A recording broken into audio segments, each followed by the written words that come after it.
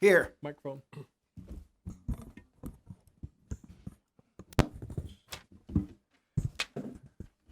He's still here.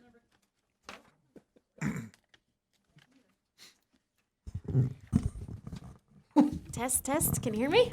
All I hear right. you. Councilmember Kelly. Here. Councilmember Turner. Here. Councilmember McCafferty. Here. Councilmember Armstrong. Here. Councilmember Grineal. Here. Vice Mayor Perkins. Here. Mayor Miller. Here. And Andrew is present remotely. Hi, Andrew. Hi, Oh, Andrew. Andrew looks different. That's Michael. Oh, that's not He's Andrew. on there too. Is he? Yeah, both of us are here. Hi, Michael. Okay. We like you too. All right. Item 2, page 3, discussion regarding Messenger Lane drainage. Frank Marbury. Thank you, Mayor, members of council. I talked too loud for it to be that close. This is an item that has come before you, I think, several times. It called to the public, Yes, sir. and to be honest, has come before me since I started working here in 2017. We've received various complaints and concerns over the years. So what we did in response to the latest was finally found an engineer to perform a drainage analysis for us. The area in question, let's see if I can get this to work. Probably helps if you turn it on. There we go. So the most recent concern has been at 475 Messenger Lane. I hope I got that address right. It's the house on the corner of Road 1 North and Messenger Lane, just west of Highway 89. There's also been complaints over the years from the Snyders, which is the third house down. So the issue stems from the way the area drains, and I'll be going back and forth to these slides a little bit. So 475 is the first house on the corner. The blue line here indicates the drainage area. So that's the high points, and all the water inside that drains to the culvert that crosses 1 North. This green line indicates the low spot where all the water runs. This is the culvert as it crosses Road 1 North. That culvert was put in best we can tell, the early 90s was when we think that road was chip sealed. Most of that information comes from neighboring property owners that were here that long. It's about an 18 or 20-inch iron pipe.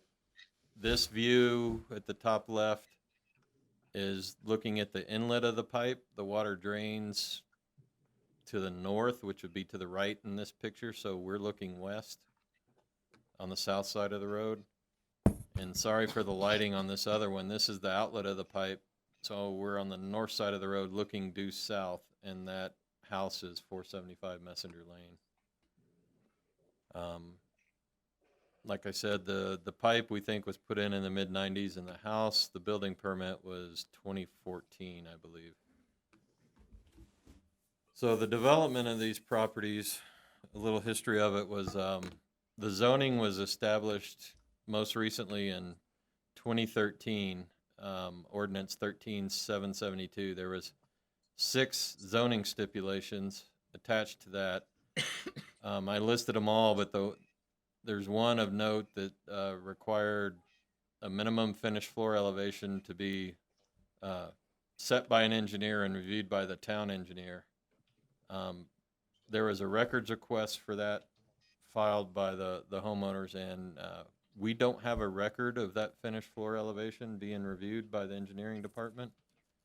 I would normally assume there wasn't one, but I can't say that for sure, so there could be a record lost or anything. What I can say is that MD Builders, and Martin Messenger was the signatory, was the applicant for the rezone and also the applicant on the building permit for this particular house.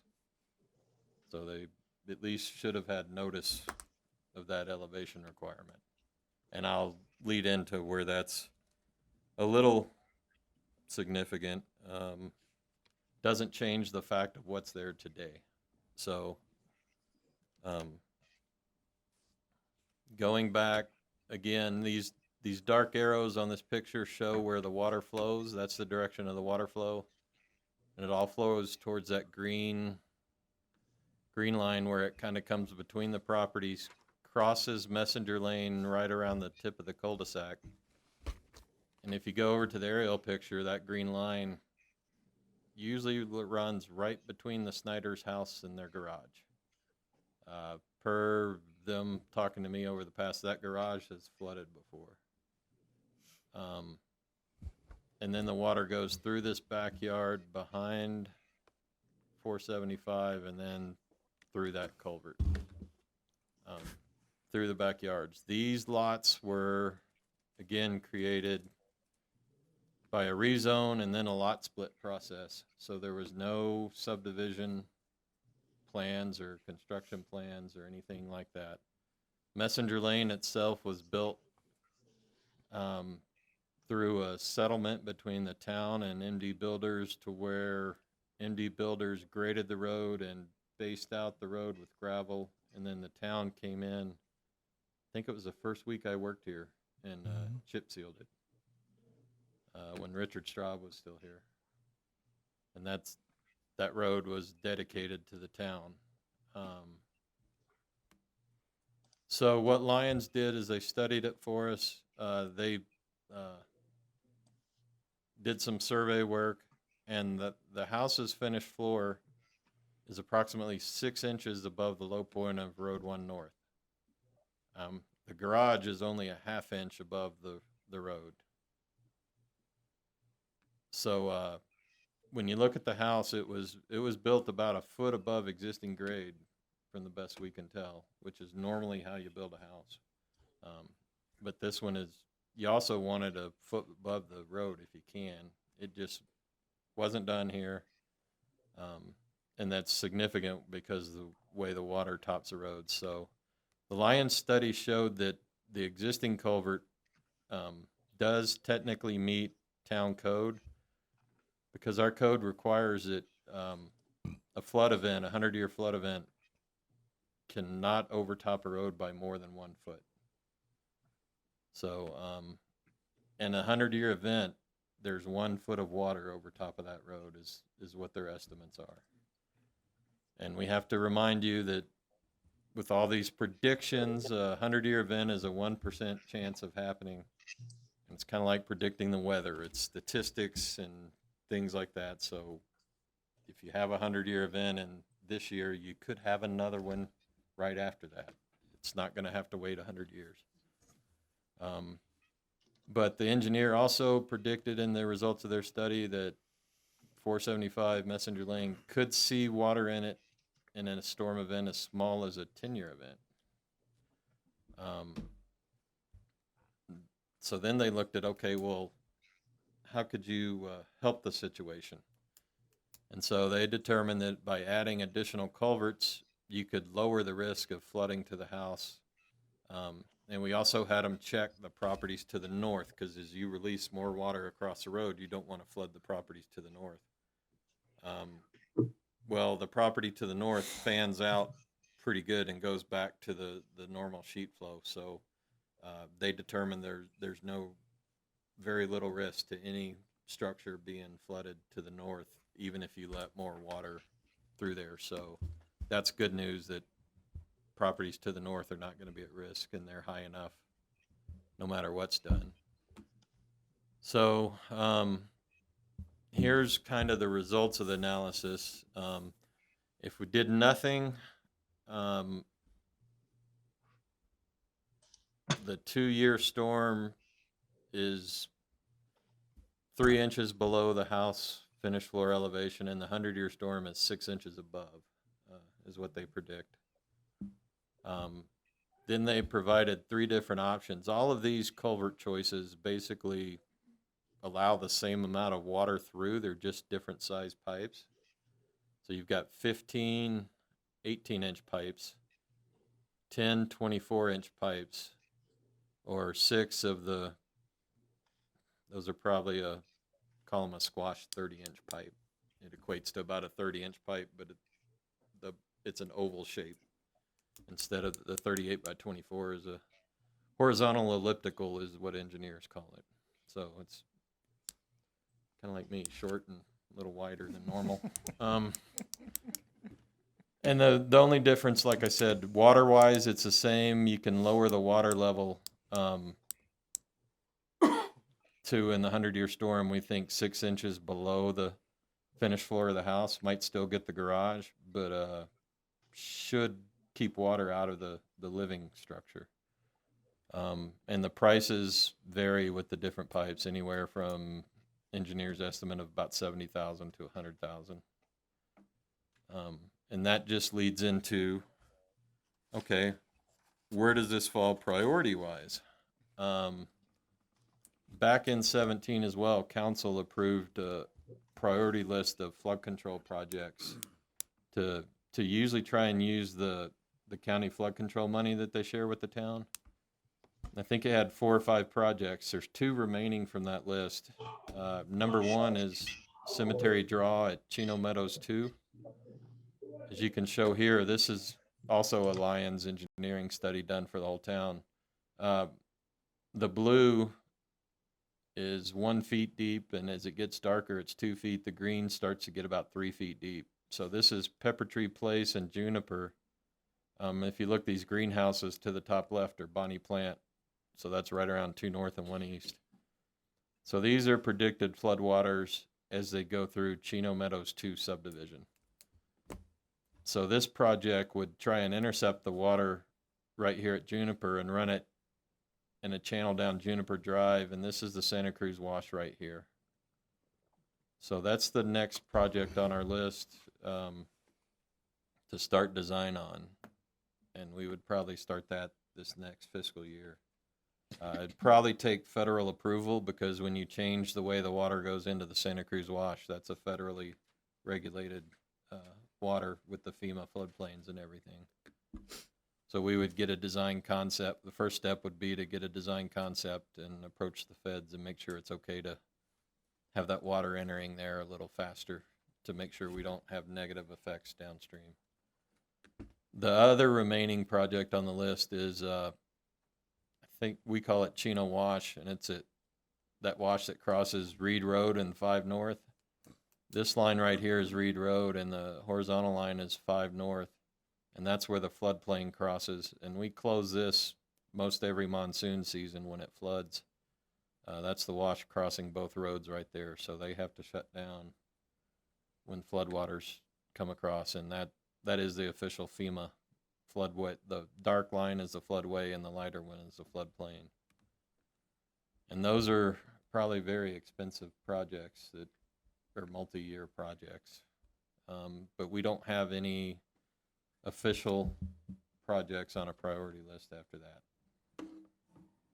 So that's pretty much the analysis. There is a good risk. It's just up to council, I think, maybe at this point, of where you want to put priorities as far as money goes.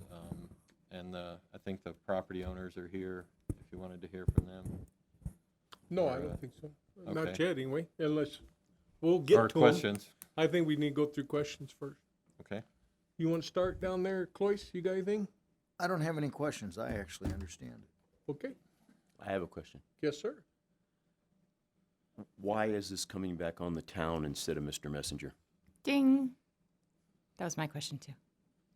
That was my question. It Is was who part, is it was how part did- of his rezone. right? to How make did sure how that's did done. these houses get built incorrectly? I don't know if I have an answer to that. They were built before I know was they here. were before you was here. And like I said, this is where Andrew might come in. That I don't know if it's legally where that comes in, as far as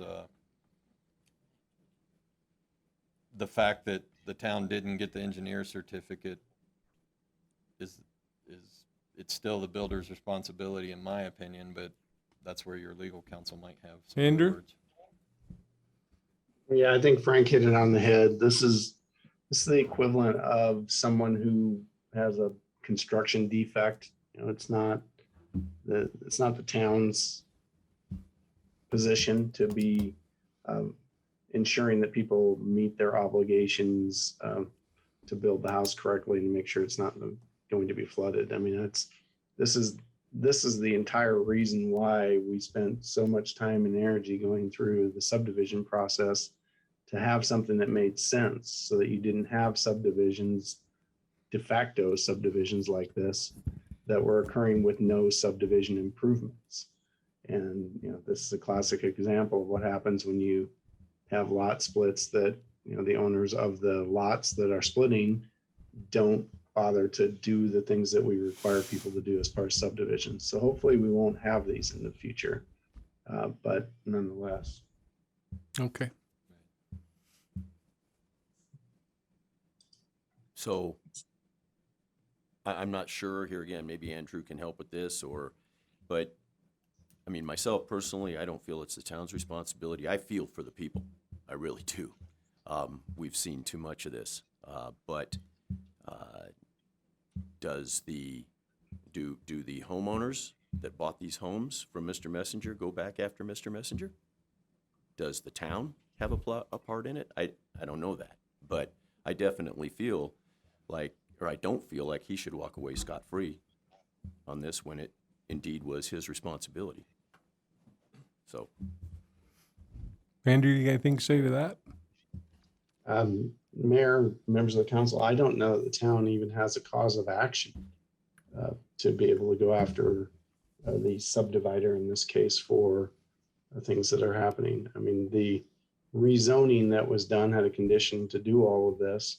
So, I mean, your effect is on the rezoning, but that wouldn't go back to the person who subdivided and built the property. It would go back to the current landowners, and certainly don't want to do that. So, all of your remedies would be to things that would affect the current property owners and not the one who built this in the first place.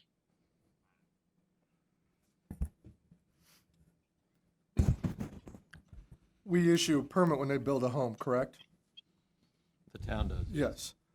Is there any, and if this were to happen today, is there an expectation that we would follow up to ensure, instead of relying on the owner or the builder to, hey, come see us. I know we schedule those inspections, but it just seems like if we gave a permit and an expectations that the certain standards were met, did anybody make any effort to see that those standards were met?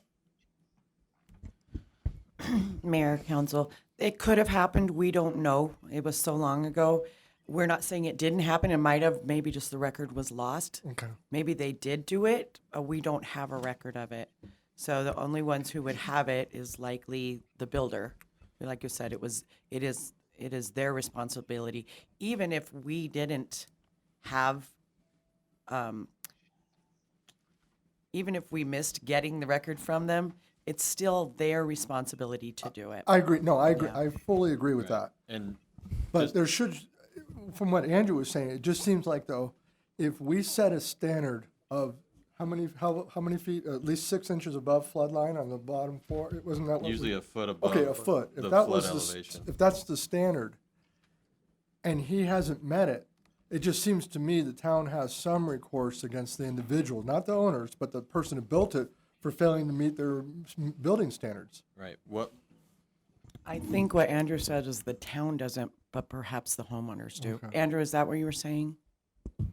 That's correct. Yeah, and if I could add before we go too much further, just in today's procedures, likely what would happen if there's a zoning stipulation like this that the engineering department wants that's related to a building permit through the building department, likely what we would do is flag the parcel in citizen serve so that when they come in for the building department, the building permit folks see that and coordinate with the engineering Because department. you guys are now work together. Okay, Yeah. that's good.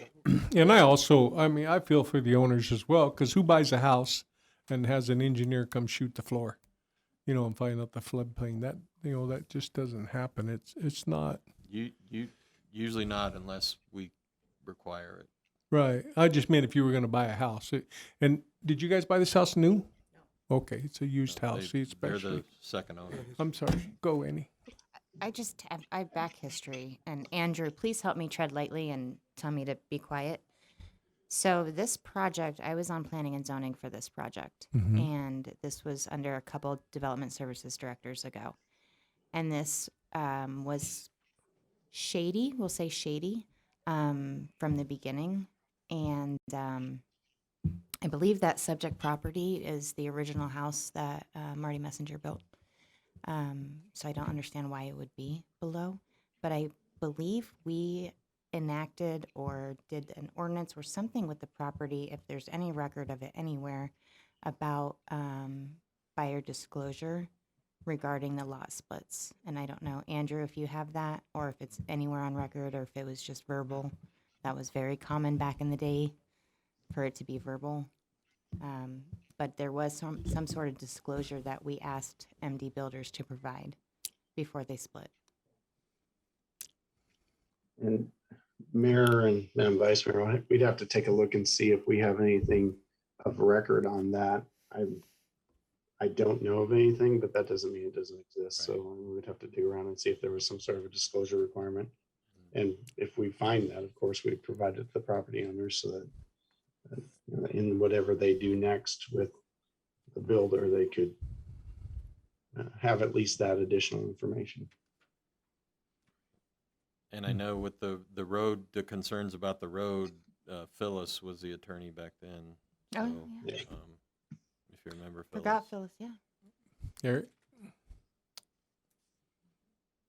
I'm looking at the culvert that was there from the 90s, That's our best guess, That's- yes. from the 90s. So, and then who did the final on the property, the building final? Would that be the town went out and did the final For the for the building homes, permit for the building house? permits? Yes. They didn't catch the grading and drainage on it. No, like I said, I think the house was built, and I'm not a building person, so my assumption is the house was 1 foot above the existing grade. It's just the grade was lower than the road. Tom? I, of course, feel sorry for the people that are in there now, but going by what Andrew said and not having anything to fall back on without doing a deep history search, it appears that their only recourse is with the builder. Sorry, but Andrew, is it possible, and I'm just throwing this out here for discussion, but what if we did the work and then is that like a third party coming in and we got reimbursement from the messengers? That's a Well, Mayor, the town has options on things that it would voluntarily do. The difference between what you are compelled to do and what you're voluntarily able to do are pretty drastic. But I think that if the town were to undertake anything, it wouldn't be necessarily lot by lot. I think it would be in the nature of some sort of public works project to deal with the larger issue. You always have gift clause issues we'd have to analyze, but public works projects, those can be put into the queue by the council, and we can create a priority form and try and move it forward that way. But that's entirely voluntary, up to the 7 of you to decide what you want to budget. I'm sorry, I couldn't understand. Go ahead, You can Tom. volunteer to do it as a public. I'm sorry, I just couldn't hear him. What he was saying is the Oh, council can voluntarily put it and make it a project that not just for one homeowner, but it solves, multiple drainage. Because if you start doing things for single homeowners, No, I there's a gift agree. clause That's right. We problem got, that we're what, not 3 allowed to houses do. there total on the road? Right. How many Right. culverts do we need, Frank, total there? Show them the options. Anywhere from 6 to 15. What was But that? what I would recommend is If you decide. also, if you look at this as a project, the culverts might help this particular house, but you still have the issue of the water running through the other properties. So you may want to see if there's some sort of project that could take that water And They maybe have they have it funneling right now. Who did that? it wasn't the town. That whole lot split was done illegally. Right. Well, I Everything understand was that, done but illegally on that street. yeah, I'm just looking at it from an engineering perspective. That you could look and see if there's anything that can be done to maybe divert that water, as long as you don't harm other properties and release it at the natural and historic point. It would be similar to what we're looking at. This is a much larger scale in Chino Meadows, but that's what we're looking here. Chino Meadows was platted before we had any sort of drainage rules or anything. And to be honest, it was the first year the town was incorporated, and the town didn't even sign the plat. But there's a whole nother history there. If there's a portion that could be done by the town, I think we've met that by doing the study. I mean, that's a lot of money to get an engineer to go out and figure all this stuff out for basically other people, not us. Well, Well, they are us. They are us, yeah. They're our citizens. I agree with that. I agree with that 100%. But I feel like Messenger's responsible. So why do we take the responsibility of going in and trying to reverse engineer a drainage plan for this subdivision when it was something that he should have done? So I would like to see, before the town commits to doing anything, I would like to see the homeowners get together and go after Yep. the developers and get him to do what he's supposed to do, just like had to be done with the road. The road was the same situation. He wanted to turn his back on it. And there was enough pressure put on him that he fixed it. Because that's what he should have done in the first place. No, I realize that. I'm just, I would just throwing and out I'm an not idea. saying the town doesn't do anything, but I'm saying that I think that that's the first step. You know, you've got more than one person in your neighborhood that's affected. You all are by this situation. And I think you pursue Messenger to fix his mess up. Would you guys like to say anything? Are you guys part of this too? Okay. Would you guys like to say anything? I would. Okay, could you please come to the microphone so that Here, I'll get him the one. people I've at got home one. can hear? Here, you bring that map back up that you had, sir? I've got one for him. Oh, she got a handhold one. This one? Your own mic. Is that the one? Karaoke. Okay, now, we've done a lot of research on this in like 1990 when that road was put in. There's something that's never been said here. The natural flow used to go where the culvert was across the road. When that road was done, by what we've been hearing, that was raised up and the natural flow was moved to the west, 160 foot over by the mailboxes of Messenger Lane. So what happens when Make sure- that water comes up, before it can even get out Can you of there- please keep that close to you? Oh, Just before- so the people at home can No hear problem. Did everybody catch me so far? you. Yeah. Okay. What happens is our whole property turns into a lake until it goes 150 foot to the lowest part of the road, which has been moved. So somebody went ahead and moved the natural flow already. It used to be where the evergreens were that are probably 80 years old, and that was for erosion. So in 1990, a well casing was put in that road, and that road was raised. And so we turn into a lake, which drowns our septic system with the lake on top of it, shoves it down through the ground back into the septic tank, and we get problems with that. That was 1.5 inches of rain. We got videos, we've offered them, nobody's wanted to take them, but it moved 15 ties that are only this far from going into the house. So Can you show me where you said the natural flow used to go on that map? the natural flow is right where the culvert is, right there. Now, that road has been raised, and the natural flow has been moved over here, right at Messenger Lane.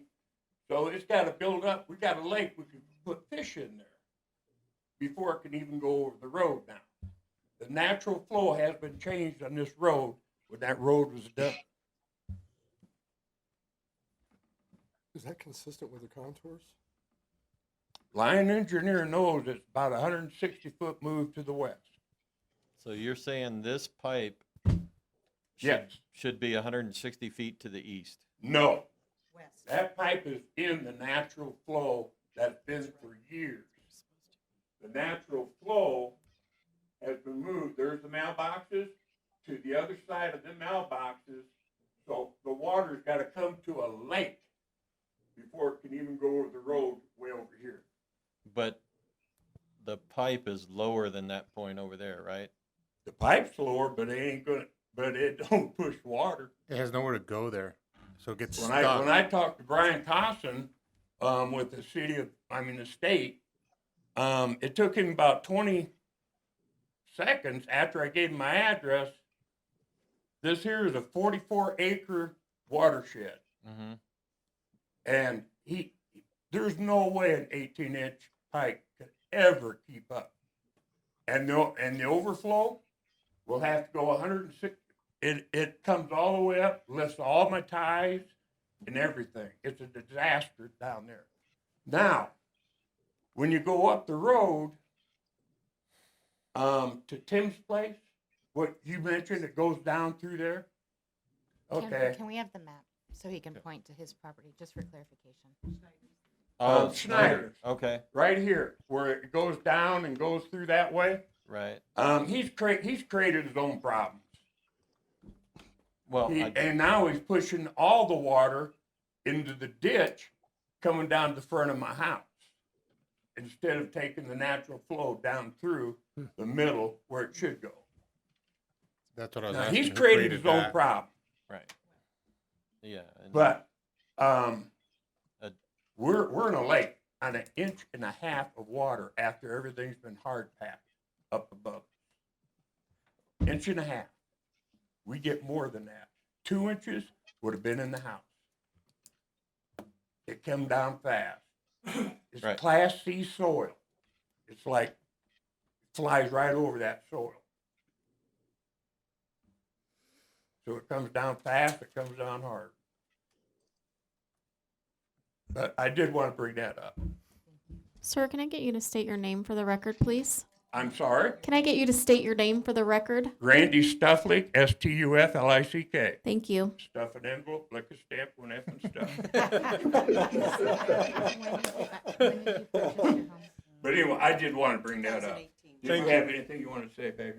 Well, okay, so I'm Beth Alsup, the other homeowner, and I'm looking at the ordinance that was signed by the town of Chino.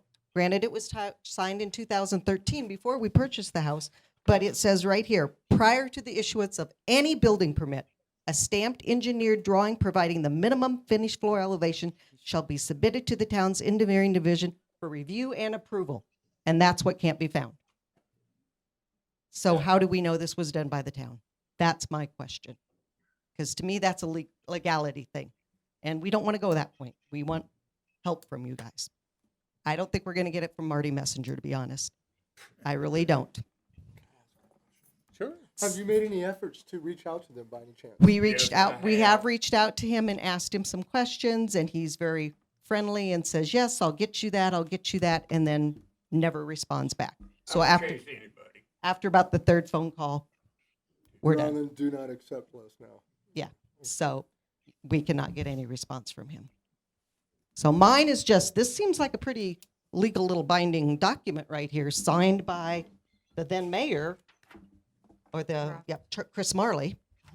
So, and if we can't find it anyplace, and 2013 is not that many years ago that I would think a town would still have those records that, and maybe it was done, maybe it wasn't done, but it says, the town says, prior to issuing a building permit, this shall be done. That's my point. That's where I'm coming from. Okay. When you bought the house, there was you didn't receive a disclosure or anything? There was no We disclosures. can't hear you, hon. I was just asking when she bought the house if there was a disclosure. It might be a moot point, but I remember distinctly making that a requirement because of the issues on this road. So I was just asking if you received anything. No, there was no disclosures. We've lived in Arizona for almost 30 years, moved up here from Casa Grande. I taught at Del Rio. I'm I'm just, this is Frustrated? supposed to be our retirement home and not have to worry about water coming into our home. Because we feel it's due diligent of the town did not maybe provide this. And Marty Messenger may be at fault too. I don't know. So, thank you. All right.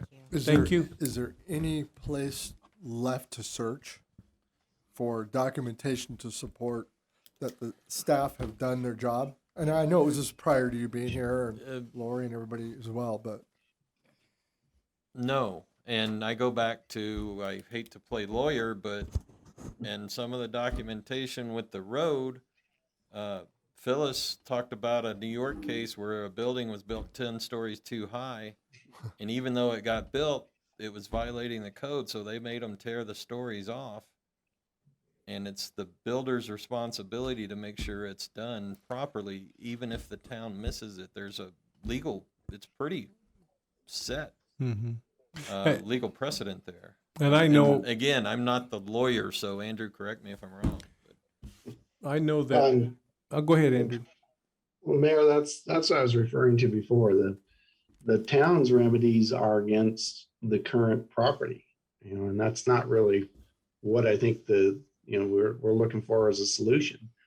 Going back and revoking the C of O for the current property certainly doesn't seem to make any sense or help the situation. But that's what Frank is referring to. That if an error occurred and is later discovered, the town's options are to go back and correct that error. And unfortunately, that affects the current property owners. It doesn't affect the guy who built it and left it.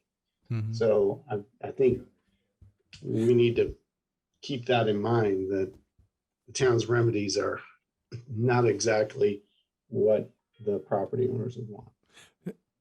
And I know as a contractor, which I just retired, anything I built, whether the town signed off or not, was my responsibility. It wasn't the town's. Just because the town signed me off doesn't mean that. So, according to the state law. So, I don't know. I feel sad. I'm so sad for you. No way to destroy somebody's life, I can tell you that. What they've worked forward to having. And the hard packing that continued. I'm sorry. I don't mean to be a pain, but Okay. The hard packing that continued afterwards, we moved in there, and I've said this before, we moved in that weekend, 2.5 inches, little pond out front. Kids wouldn't play in it.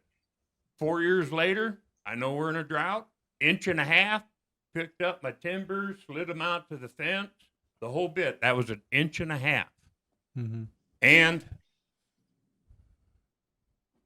when you move the natural flow of water, even 150 feet, to where it comes up to be a lake, what engineer would do something like that? I know it was agricultural at the time, and they put an 18-inch culvert in just to drain it out so when it's go nasty, but that ain't right.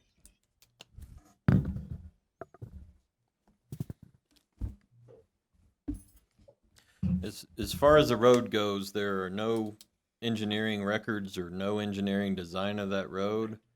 From my experience and history with the roads in Chino Valley, that was likely a dirt road that had been there with a farmer that probably had that as a water catchment. Not saying it's right or wrong, but this is what was there. And when that road was paved, it was simply chip sealed over what was there. We just rebuilding 4.5 North, and that's the same way. There was no road plan for that road. It was just chip sealed over the dirt. And I can almost bet you that that's what happened on 1 North too, that culvert had been there forever as a dirt road, and it was just chip sealed when it was paved, and that's just how the road was bladed, was there. And I guess what he's saying, the natural flow, to me the natural flow is through that culvert. As far as the low point of the road and the location of that, I'm sure Lyon went into that. So if the low point of the road is actually offset from that culvert, I think that's what he's saying. So I wouldn't deny that, that he's saying that is being true. So my point is, in a 100-year storm, you've got a foot of water over that road anyway. So it's everywhere over that road. So makes a difference in the minor storms, but the major storms, you're inundated no matter what. Okay, well, this is a study session. No decisions can be made. Is there any other information needed by the council? It's No, just frustrating. it is frustrating. It's very frustrating. Very much so. Very frustrating. All right, then. I don't have an agenda no more. All right, we have Mr. Turner, it's your turn. My turn? Yes, sir. Make a motion, we adjourn study session. Second. All, motion made and seconded. All in favor? Aye. Any opposed? Motion carries. Thank you. Thanks for hearing. Yes, sir. Thank you. I know, because like I said, who buys a house and has an engineer come and shoot?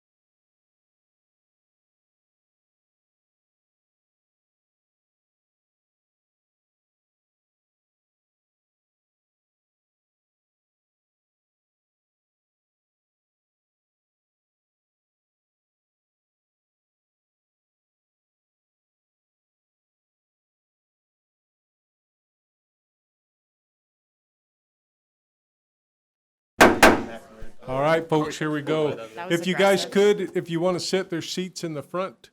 I was asked to tell you that by the town clerk so that they can see how many people are here, so. All right, would you, can we please have roll call? No, I'm sorry, Pledge Allegiance. I almost forgot. There we go. Oh, Jack. I'm sorry.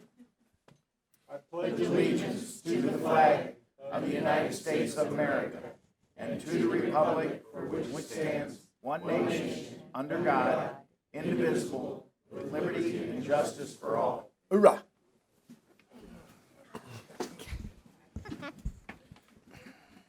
Thank you. Can we have roll call, please? Yes, you may. Councilmember Kelly. Yes. Councilmember Turner. Here. Councilmember McCafferty. Here. Councilmember Armstrong. Here. Councilmember Granillo. Here. Vice Mayor Perkins. Here. Mayor Miller. Here. And our town attorney is present remotely. All right. Item 2, introductions, presentations, and proclamations. Presentation, I can't even talk.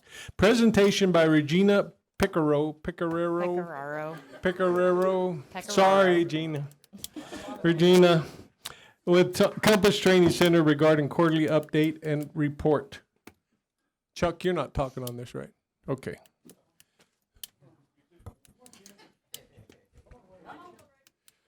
Ooh, 4 of you. Wow. You've Could you expanded. please- Shockingly, I'm not Regina Pecoraro, but we do all know that we all report ultimately to her. My name's John Stankiewicz. I'm the founder and CEO of Compass Training Center.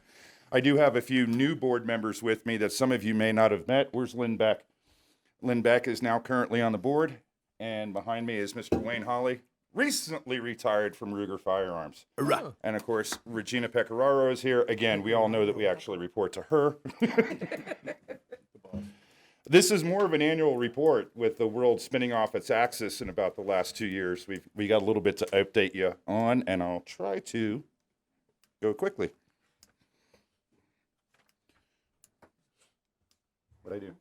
I broke it already. I told you.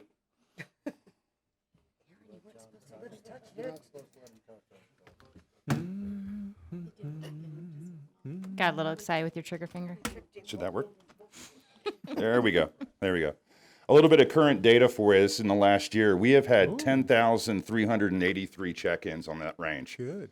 And August 1st will be the anniversary of year number 3 of us running it. Just about 1,000 subscription holders or members. We call it subscription because of the fact that we are a nonprofit and not a club. And shockingly, I saw this one today, 3,000 students from Compass and other companies have taken training classes with us. So we're remarkably proud of some of those numbers. You bet. Current monthly Compass class is offered while the public range is open. As you know, that is a public range, but we don't refer to it as a public range as much as refer to it as a training center for people to actually train. On a monthly basic pistol, AR variant shotgun, intermediate classes, women's handgun, and self-defense and emergency first aid. We do a program every month to find your pistol or long gun where we bring out a lot of things for people to try. We notice in the industry that's a big problem. People, they go buy a car without test driving it. So this is their opportunity to test drive. Draw from the holster certifications, lots of individual and group private classes, the LEOSA qualifications for any of our retired law enforcement in the area. We have a few, as you probably know. We have had marriage proposals, birthday parties, bachelor parties, and we actually had a funeral at the range from a friend of ours that was departed. Nonprofit groups that call our range home, Single Action Shooter Society. We got a couple of them back there. They're kind of hard to miss. That's George Lusk. They have their monthly matches out there. They've done a great job for us. Armed Women of America, they just changed their name. It was the Well-Armed Woman. Gina and Lynn head up that program. We have that chapter out here. They're about 100 strong, and they have training every month. The Combat Veterans Motorcycle Association has had events out there, and the Yavapai Gunsmithing School, we allow their students to come out and do any testing they need to do at no charge since they're probably starving students. A bunch of outside training companies, Fabled Horse Solutions, Able Consultants and Training. If is Jim back there? That's Jim Capano. Jim Capano has started that organization to help those that might be disabled for one reason or another, amputees, those in wheelchairs. Jim's an amputee himself, and he's done a remarkable amount of work to allow those in our society that might have a disability to still be able to defend themselves. And Jim, remarkably proud of Jim and what he's done with that program. You bet. Jim always puts his best foot forward. Dynamic Combat Solutions, Dire Wolf Defense, Suarez International. We have a good, very good relationship with USCCA, Random Rest International, and Uprising Firearms. A lot of those companies not only train there, but a significant amount of donations to us. Grants and donors, as you know, the range is on your property, and we are a nonprofit. So we, through Game and Fish, also with the help of Police Chief Charles Wynn, $50,000 for their 200-yard bay that is now open, not completely finished, but open. $7,000 from Friends of the NRA. We also received firearms for our juniors program that'll be starting next month in June. We got some pictures up there of the 200-yard pad from both different directions. A gentleman by the name of Floyd Blackman, a retired corrections officer from California, is the one doing most of the dangerous work on the tractor that you see there. It's scarier than it looks in the picture. The building. The building's there. The building is there. We're not open yet. We had to do a lot of renovations on the inside. Mr. Hawley here, with some of his construction background, donated a remarkable amount of time to moving some walls and getting that taken care of. Some of the folks involved with that, T.J. Brown, of course, that donated a building. Moyer's Heating and Cooling donated a tremendous amount of work. A1 Electrical, or A-Team Electrical, and Trigger Ranch Roofing. So that is coming along with finances, the cost of building supplies, and supply chain issues. I can't give you a hard date, but we're working hard on a lot of different projects. That's a big priority for us. I've mentioned it, but some of our volunteers, we have got, I think between that 200-yard range and the building, somewhere in the neighborhood of 600 hours of dedicated work, either doing construction on that building, getting the building moved there, a tremendous amount of work. Floyd Blackman, Wayne Hawley, Mike Beck is back there. Sean Murray has done a lot of the electrical work. Many others, personal time and monetary donations. The picture there is of our 50-yard pistol bay from way back when it used to rain here in Chino Valley. And we had a little washout. So that fissure, I'm 6'1", and I was standing in it up to my shoulders. So that derailed us for a couple of weeks on a lot of projects, but we're back up and running. Upcoming upgrades, 2 designated single-action shooter society or cowboy shooter bays to be located along a road right before the pistol bay. And that picture there is where we've knocked a hole in the berm going toward the slaughterhouse, and that's going to be our area for people to come out and utilize archery bays and get them behind that berm where they don't have to have the eye and ear protection that you would normally need near a shooting range. Special thanks, Lynn Beck, Regina Pecoraro, George Lusk with SAS, who also works at the range. Actually, all you guys stand up, would you? What you see here is a list of people that volunteer and or work at the range. The 4 of us up here have a lot of responsibility. We try to get a lot of things done, but it's these guys back here that are standing up that make that range run the way that it does. The amount of compliments that we get every time someone checks in, a customer gets an email back with a survey or any comments they want to make. And I would welcome any of you, if you ever want to come back to range, I will open that computer and let you read through that. The good ones, the bad ones, they're remarkably good. And we're extremely proud about that. Also here, Dan Slott, Hans Vang. Rumor has it he knows a thing or two about shotguns. Roger Vogel, Isaac Hansen, Tony Pendich, Dan DeRocher, Tony Bridgman, Jim Capano, Tom Hunt. Tireless hours put in to make that range a success. And we would be remiss if we didn't bring up Chief Charles Wynn and Joe Duffy. They are our 2 main contacts with the town whenever we have an issue or we have a project going on, and their professionalism and responsiveness has been very much appreciated. And that is it for us as far as an update goes. Do you have any questions for us? Because I'd love to turn it over to Gina right now. Somebody ask a question, please. Any questions? Doesn't look like it. Okay, good. Thank you very much. If you ever do, we look forward to having all of you out. Obviously, there's a lot on the news lately, kind of in this vein. So anytime any of you want to come out and take a look around, again, we'll be more than happy to open those books up for you to take a look at whatever you need. Okay, thank you. You bet. Thanks. Thank you.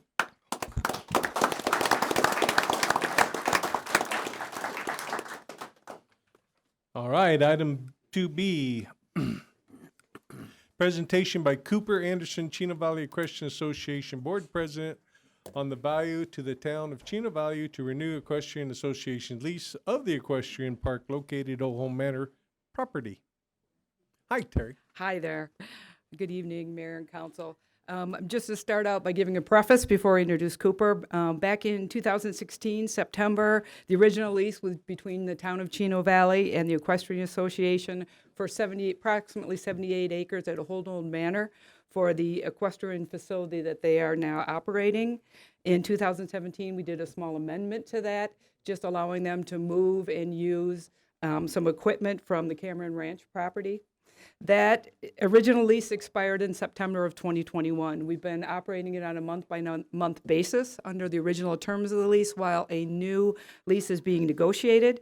Town staff, town attorney, and representatives of the Chino Valley Equestrian Association have been working tirelessly and diligently to get the new terms in place and making sure that all people are represented amply in that, both their interests, the town's interest, and the residents that we serve. This presentation will provide council with an opportunity to hear directly from the association on their plans for continuing the lease and the benefit to the town, and give you the opportunity to give us input on the final lease wording. So with that, I would like to introduce Cooper Anderson, the president of the Chino Valley Equestrian Association. Yes. You're going to need to show me how to, I use the mouse. Does he just use the up and down arrows? Excellent. Up and down. Okay. I'll use the up and down arrow. That'll be best. Mr. Mayor, council members, thank you for having me. I really appreciate your time tonight. As mentioned, we have been renegotiating our lease, looking forward to the next phase of the development of the park. It's certainly been a long process, but we're happy to think we might almost be there. It's good news. I want to give you all, for those of you who haven't been around long enough to be familiar with the park, kind of when we started, what we're doing, what our goals are, and what our goals are now as opposed to what they were when we were first founded. Obviously, we started in 2017. Our lease began negotiation in 2016. Originally, we kind of had a loose sort of mission statement. We just kind of wanted to be a horse park, have some fun. That has changed. We've become a little more dialed in on our focus and what we want to become here in Chino Valley. We currently have 9 board members on our board. We also have 1 alternate in case we have a board member like we currently do who's unable to serve for any period of time, so that we're never short for planning purposes. And what we'll talk about a little later is our new strategic plan, which we've started to implement going forward as well, which we never had before. Last year, we took advantage of COVID and we started rethinking our mission. We started thinking about our vision statement, our strategy, our goals, and our objectives for the park, where we want to go, where we are, where we want to be. We spent long days in sessions really kind of developing what we think is possible, as well as what we think is outside of the possibility too. We really wanted to kind of dream. The mission statement currently, which I'll get to here in a minute, really reflects more of the direction we want to go with the park. And then we further developed the vision statement, which is kind of our guiding principles there at the park as well. I'm out of order here. Our new mission statement is to provide a multi-purpose facility primarily focused on promoting and preserving the equestrian lifestyle. We want to host activities for education events that support all disciplines of horsemanship, as well as community events. That little last couple words is really important to us because, for example, we're currently in negotiations and talks with a kennel club to bring actually some yearly events out from the kennel club as well. So we really want to make sure that we're not only doing equestrian events, but we're opening to other outside organizations to use the facility as well. It's a lot of ground, and we want to make sure we're utilizing every bit of it that we can.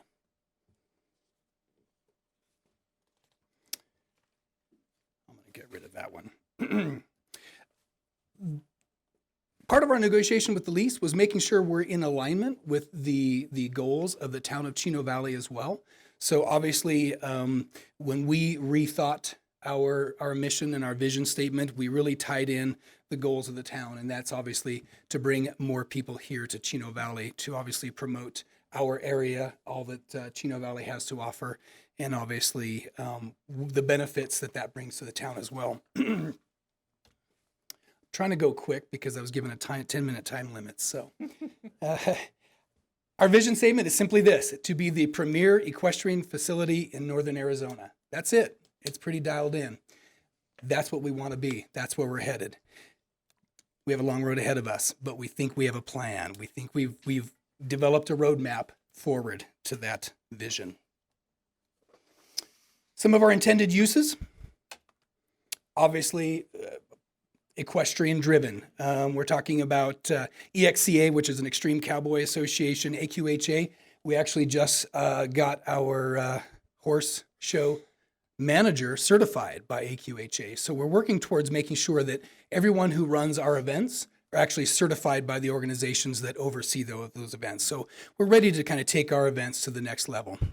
And in order to do that, we have to provide the training and support to the volunteers who actually run those.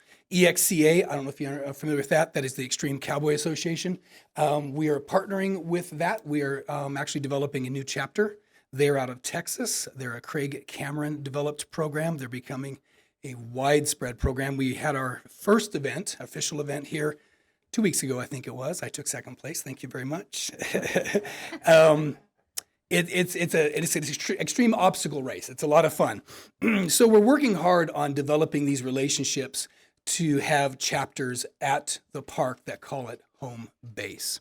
It'll allow us to bring more people in from throughout the state and throughout the region, thereby benefiting the town through taxes, fuel, dinner, all that sort of stuff. But these are some of the events that we're kind of gearing up towards heading into this next year. We want to have some working equitations, another big growing discipline in the area. Show jumping, obviously. We are getting ready to start developing some cow activities. So yeah, so we're working with Laser. I don't know if any of you know who Laser is. So they actually use part of the facility for the emergency shelters. So one of their board members is helping us develop some cattle pens. And we're gonna bring in some reining, some cutting, and we'll see where it grows from there. We know there's a need. We know there's, and now that we have lights, by the way, we put our lights in last year.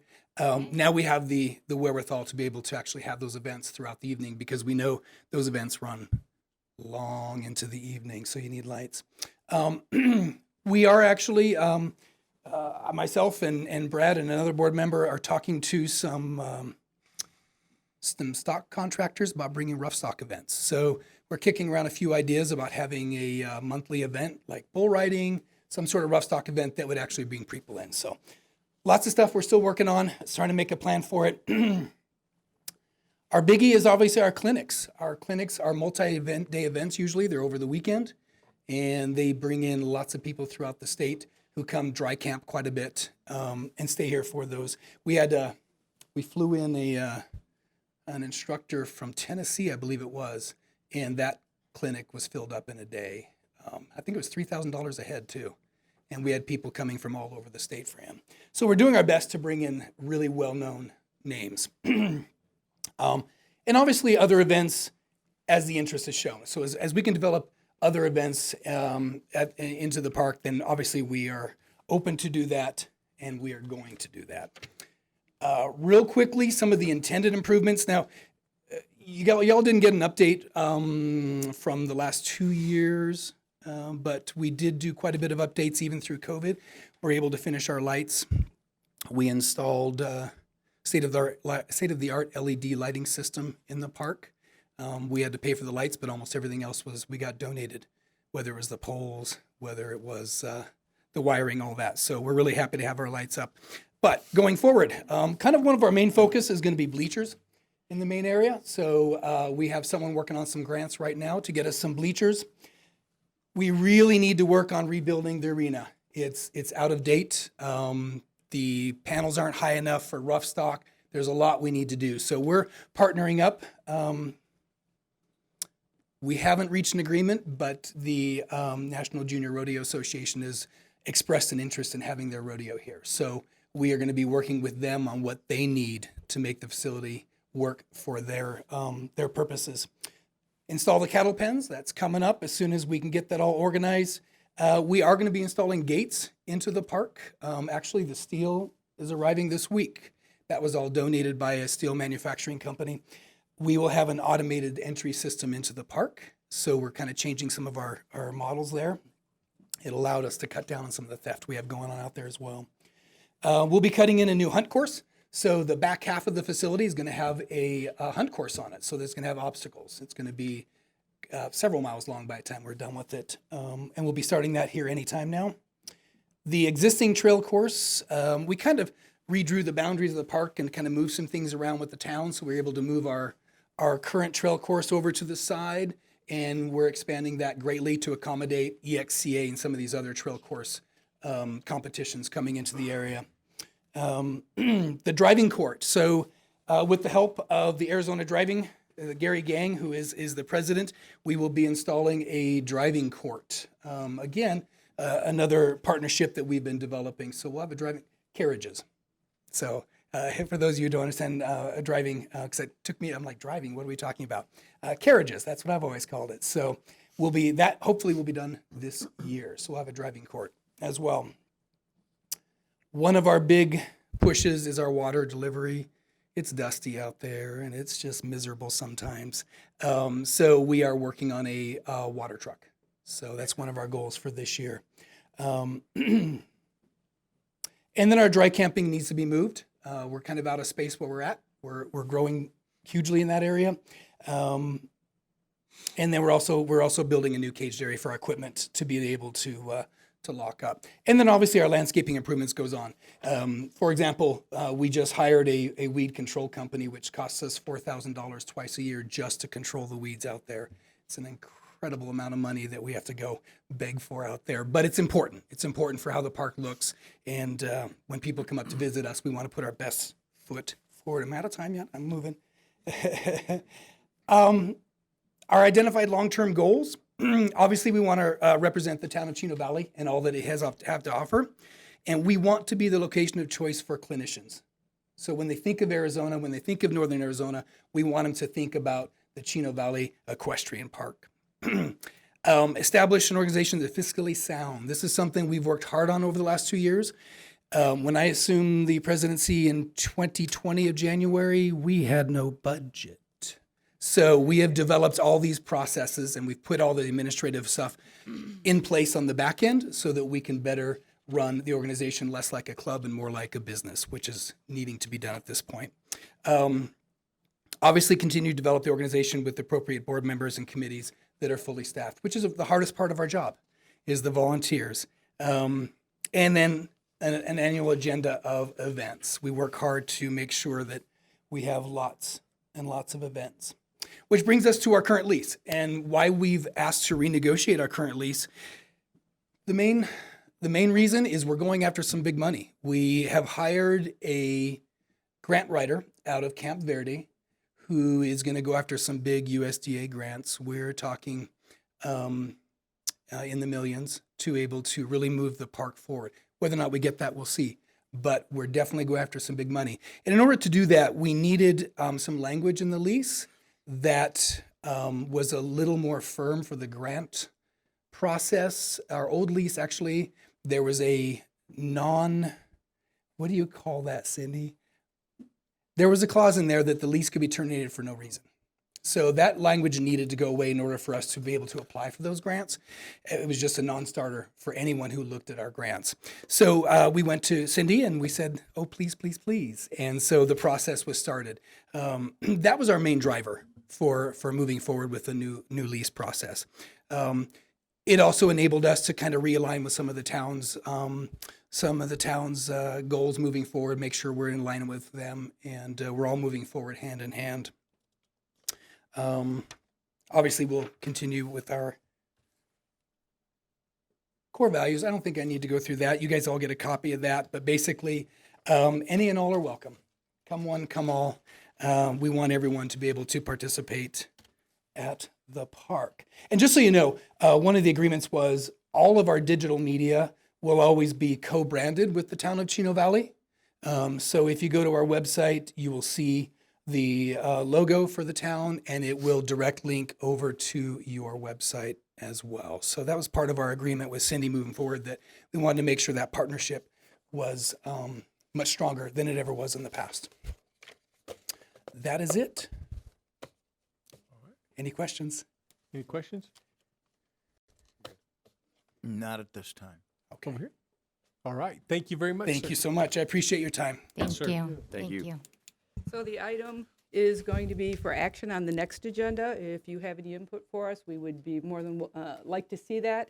The big thing was understanding if their direction was going with yours. The other thing that's really different in the new lease is it was very specific in operating and infrastructure plans. This one is much more fluid, depending on the grants they get and the direction it's going to go. So the accountability and the progress will happen through annual reporting requirements. And that will be what your mechanism is to see that this is meeting the goals of the council.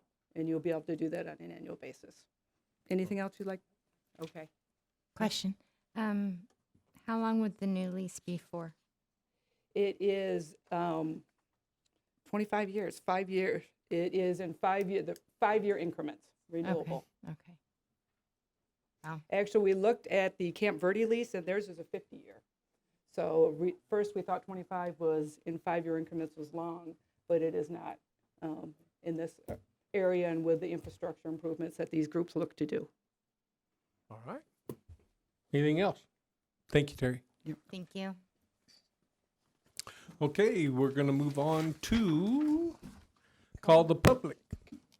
Call to the public is an opportunity for the public to address the council on any issue within the jurisdiction of the council that is not on the agenda. Public comment is encouraged. Individuals are limited to speak for 3 minutes. The total time for call to the public may be up to 30 minutes per meeting. Council action taken as a result of public comment will be limited to directing staff to study the matter, scheduling the matter for further consideration and decision at a later date, or responding to criticism. I do have a couple. Susie Jarvis.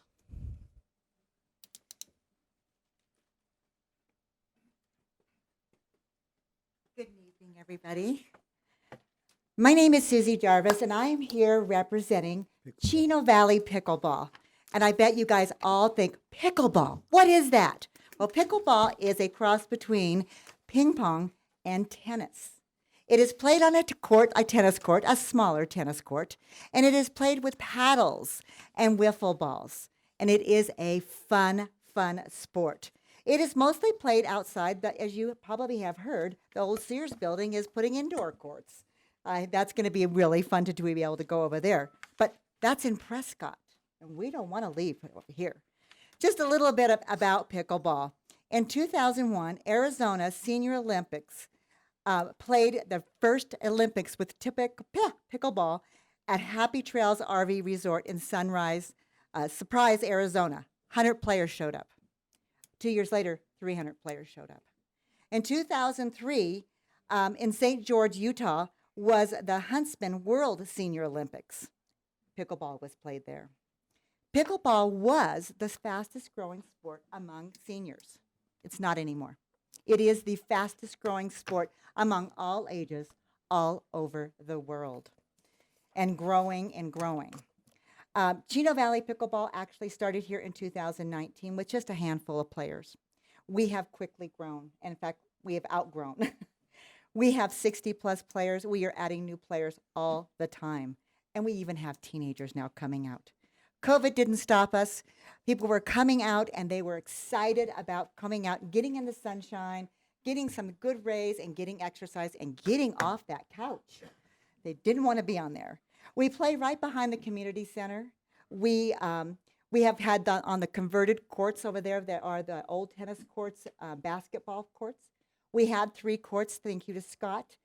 We now have 4 courts, which we totally outgrow all the time. We are out there in the morning, probably about 7:30 in the morning come summertime, because it does get kind of warm here, and we don't have lights to play at night. We are welcoming all new players, from the young kids to the older players. And We are having a great time out there. Again, we are kind of outgrown, but we still make it work for all of us. What is good for Chino Valley pickleball, for Chino Valley? It keeps us right here. We don't have to drive to Prescott. After our games, what do? We go and run errands to the local stores. We also go have lunch and breakfast at the local places. It is good for everybody to stay here in Chino. And that is important, keeping the money right here in our community. And keeping the quality of life here and having these people having something to do. I know you guys have a lot of important things on your budget. I just don't want you guys to forget about us Chino Valley Pickleball. Thank you to all, and I invite you all to come out and play pickleball. Thank you. Thank you. Thanks. Next, I have Jesse Hubble.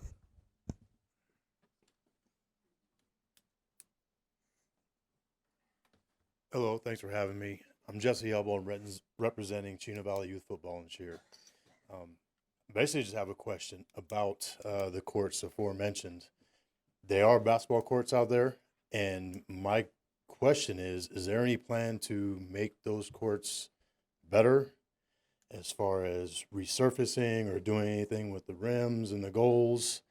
The reason I'm asking this is Chino Valley Youth Football and Cheer, in conjunction with the Lions Club, is putting on a 3-on-3 youth tournament here in August.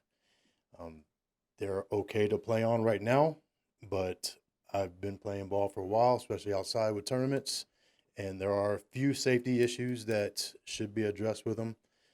I've been in Chino for 8 years, and I personally haven't seen anything done with those courts. So that's kind of the reason I'm here, is to find out if there's a plan in place to do anything with that, or if anything can be done. Okay, we're not allowed to respond to you, but Okay. we can have the town manager get a hold of you, and you're talking about the courts over at the community center? Yes, sir. Okay. And the town manager, she'll give you a card and you get in touch with her, and then we'll go from there. Okay. Thank Thank you you very much. Appreciate it. Thank you. Thanks. Can I get his number also, please?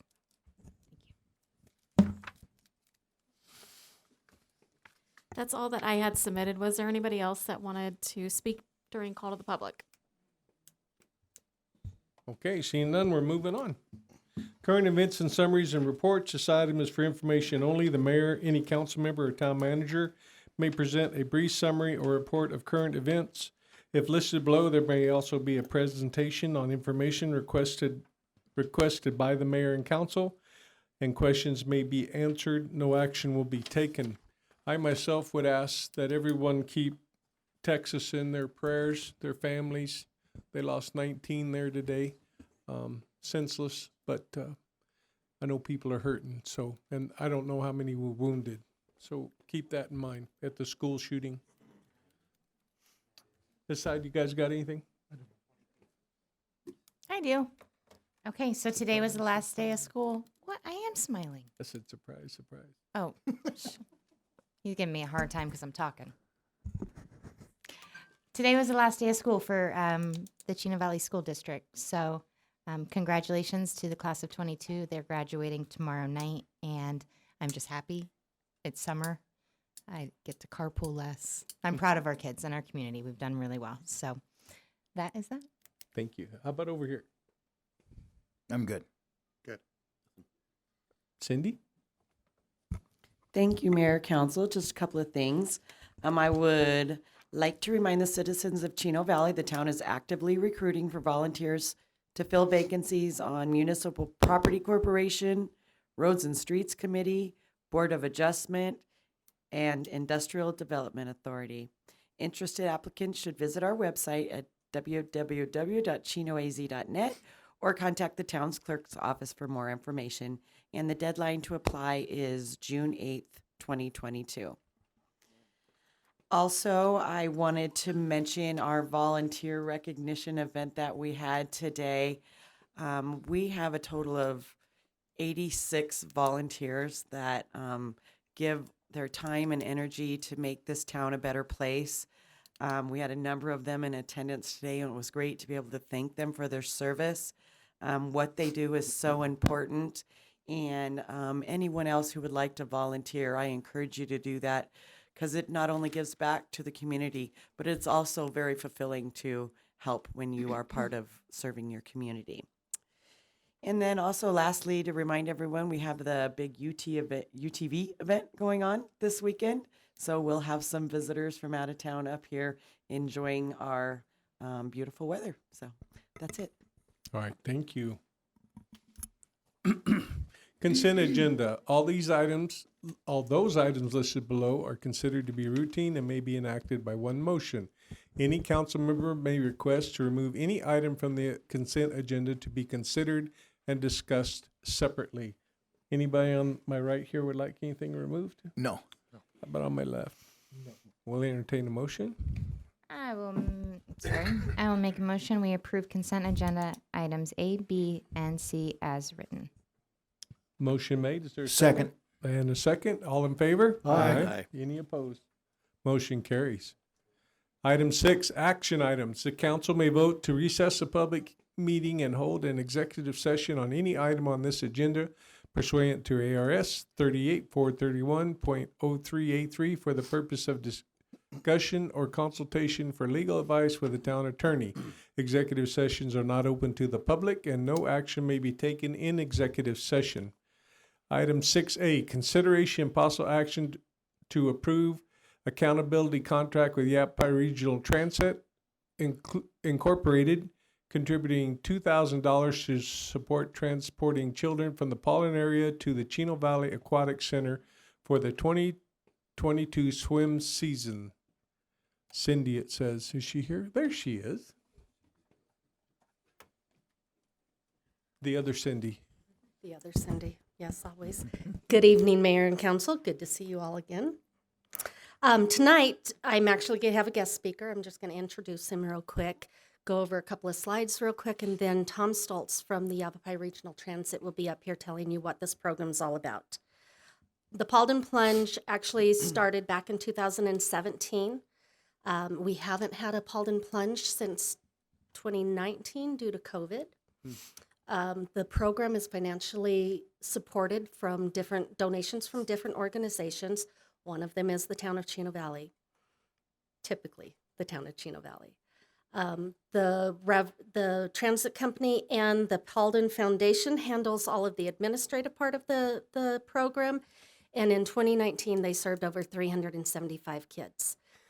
Now, before we go on, I know the question's going to be asked, why Paulden, why not Chino? Well, I have an answer for that. The Paulden kids cannot get here. Our Chino kids can ride transit. The transit fares are free. And a large majority of the kids that we service ride their bikes there and live in the neighborhood surrounding the aquatics area. And those are just a couple of the flyers. And now I'm going to call Tom up to come and explain a little bit more about the program. Good evening, Mr. Mayor and Council. The program is scheduled for June 6th through July 29th, and we will transport the kids on Mondays, Tuesdays, Thursdays, and Fridays. There is no charge for the transportation. There's no charge for the children for the pool use, and we feel dedicated to this program because of how it serves not only Paulden, but how it serves Chino Valley. And as you know, most of the Paulden residents shop here, go out to dinner here. Many of the parents of these children come down and pick them up and then subsequently visit shops here in Chino Valley. So we're very much looking for the city's support and any other donations that we can get. With the cost of gas, I just did a survey for ADOT. Our gas for our buses is up 96% in the last 6 months.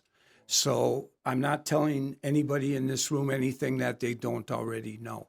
Also, we are now required to pay our drivers because of our insurance.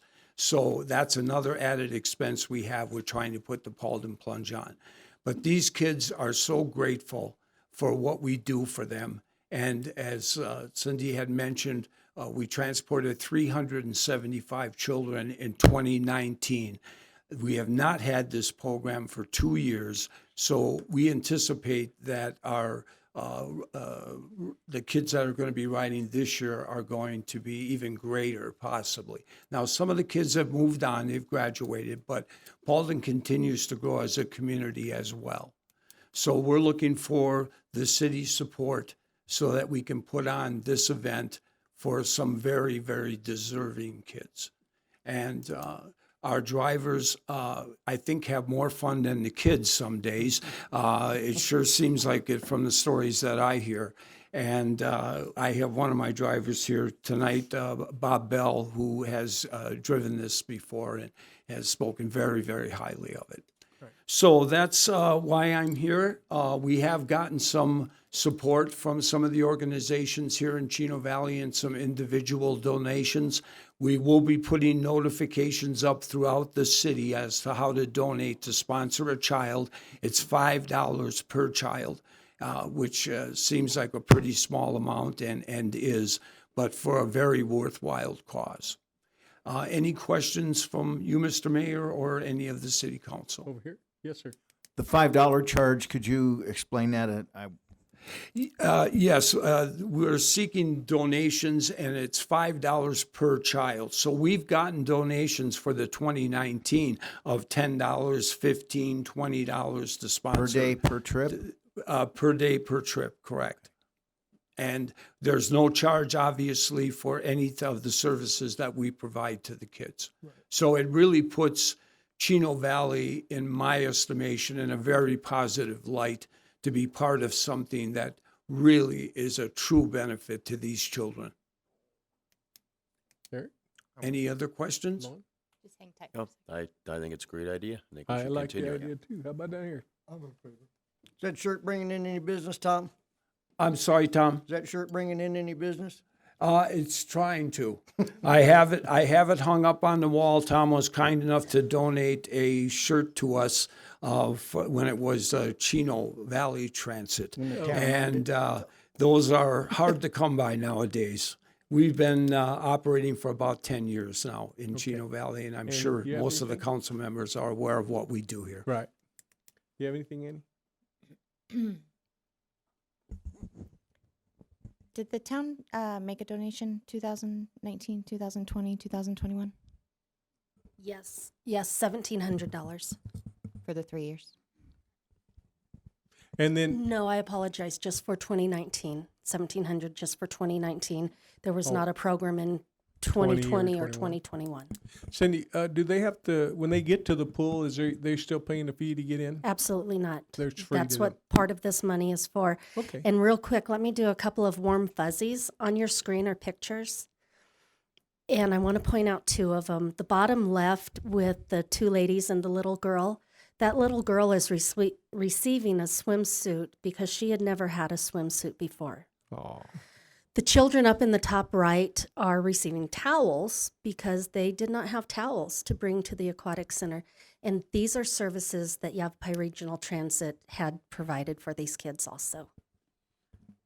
And these are restricted funds. So these funds can only be used for the Paulden Plunge. They are in a special account. What do you want?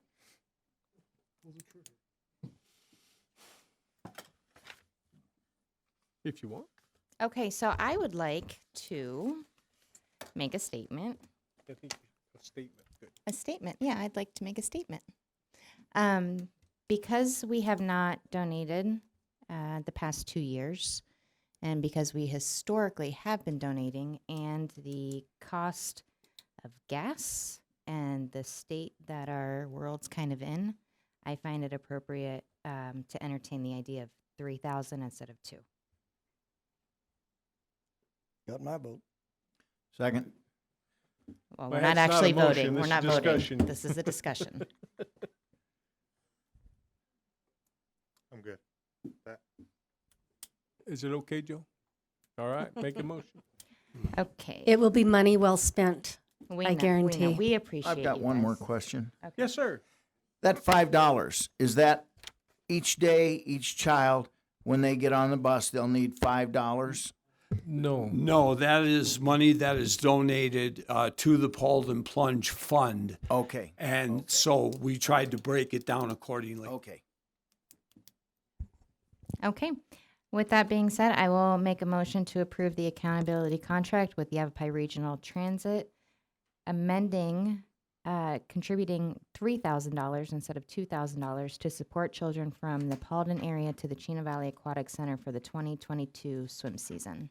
I second. Motion made and seconded. All in favor? Aye. Any opposed? Motion carries. Thank you. Thank you very much. Thank you, guys. Thank you, Mr. Mayor. Thank you, council members. Item B, consideration and possible action to adopt resolution number 2022-1200,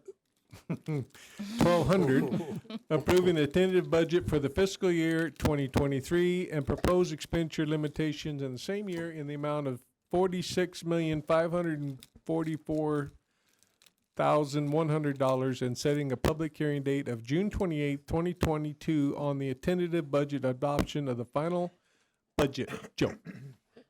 Yes, sir. Thank you, Mr. Mayor and Council. I just have a brief presentation. I'll move pretty quick for you this evening. This is our next step after our budget session, and as we talked about in the budget session, this is at culminating several months worth of work from staff and all the meetings and putting the budget together. And so the only changes that we did make on the budget is we reduced the one position down to half-time, and we moved the pool cover to this next budget year because we're not going to get it this year. And we found a little formula error that we had a little bit of a tweak. Excuse me, Joe. Yes. Folks, please, can we keep all the private conversations out in the hallway if you need to do that? So that everybody can listen to what's going on here. Thank you. Thank you, sir. Tonight we'll adopt a tentative budget. It'll be posted on the website tomorrow morning. We also have to publish it for two weeks, and that's also the publication for notice of the public hearing, as you said, Mr. Mayor. And then on the 28th, we'll adopt the final budget, and then we'll put the final budget on the website. So this is just the next step. State law requires that on or before the third Monday in July of each fiscal year that a city or town must adopt a tentative budget. And the tentative budget, what it does, it sets our maximum expenditure limit. So we can't spend a penny more than what you set as a tentative budget tonight, but we could also reduce it before we actually adopt the final budget. Tonight's budget is about a little over 12% higher than last fiscal year. Last fiscal year was $41,300,000. We're up to $46,544,100. Got to get that $100 in. The budget, of course, aligns with council's priorities that we got at the retreat, the general plan, a new pavement management program, and we're going to begin design on the sewer treatment plant. We have several of these listed in years 2 or 3, but we're going to actually accomplish quite a few of those this year. One of the goals was to get projects done, increase our use of technology, expand our IT system, improve communications with residents, accelerate road maintenance and road improvements, increase our maintenance activities on all our facilities and everything we have, obtain water providers, and a new town hall complex, which is about on our 5-year plan. So the important thing that we do is we make sure we have a structurally balanced budget, and I'll just quickly talk about this graph and I'll flip through the others really fast. But the idea here is our ongoing revenue, which is the orange, as you see here on the graph, is not, our ongoing expenses is the blue, does not exceed our ongoing revenues, which is the orange. And so that way we know that our revenues are a little bit higher than our ongoing expenses so that we're not dipping into our reserves more than we plan to. So if we go into a recession and everything goes bad, we'll be able to continue our current level of services that we provide to our community. The gray area here is our projects, our one-time expenditures, our capital, vehicle purchases, and things like that. And so we can just cut those off if we do have a downtick. Our green is our one-time revenues, things like about half of our building permits, because construction activity has been really healthy, but if the economy goes south, it's going to go down. So we don't count those as ongoing revenues. So this budget here, this graph here looked pretty similar last year when we adopted our budget.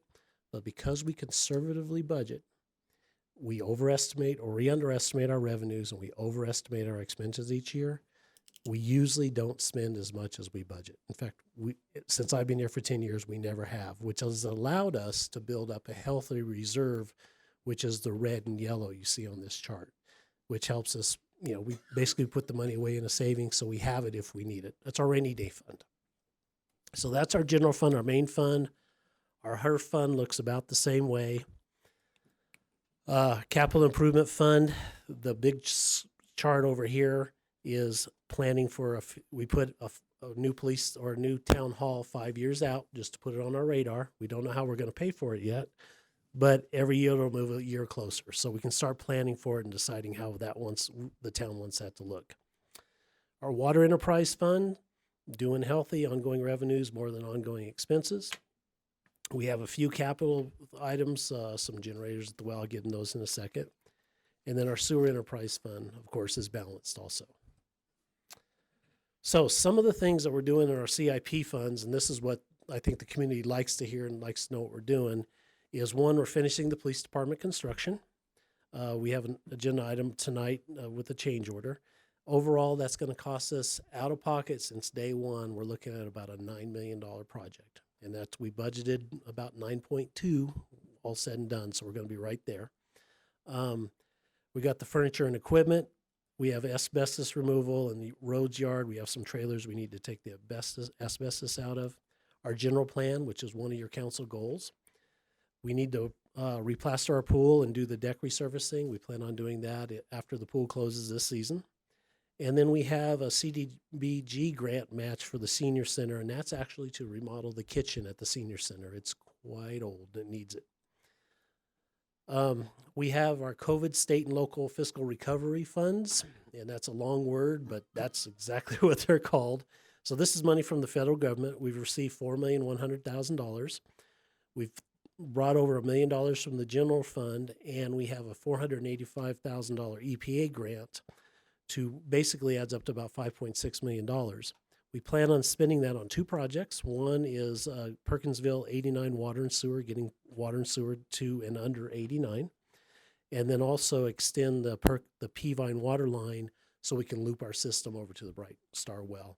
And that project is part of the EPA grant. We have about $2.5 million for our continued road construction next year. And we're doing a little over $2.5 million this year. So next budget year, we'll have another $2.5 million worth of road work, which was one of council's priorities.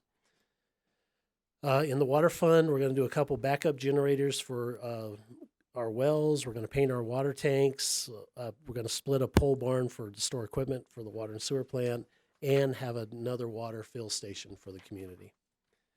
The sewer fund, we've got a lot of work to do there. We're going to complete the scoop press that we've been working on, actually build the equalization basins that we've designed, turbine blowers, and the other half of the bull barn. And then we're planning on a one east sewer line extension down to, I believe, as far as 4 south or thereabouts, 3 south to 4 south, depending on how far we can go. And we've allocated $900,000 to start the sewer plant expansion engineering, get that project going. So with that, staff is recommending adopting resolution 2022-1200, approving the tentative budget for next fiscal year for $46,544,100. All right. Questions? I'm good. Good. Lon? Okay. Okay. What? I said I'm okay. Oh, okay.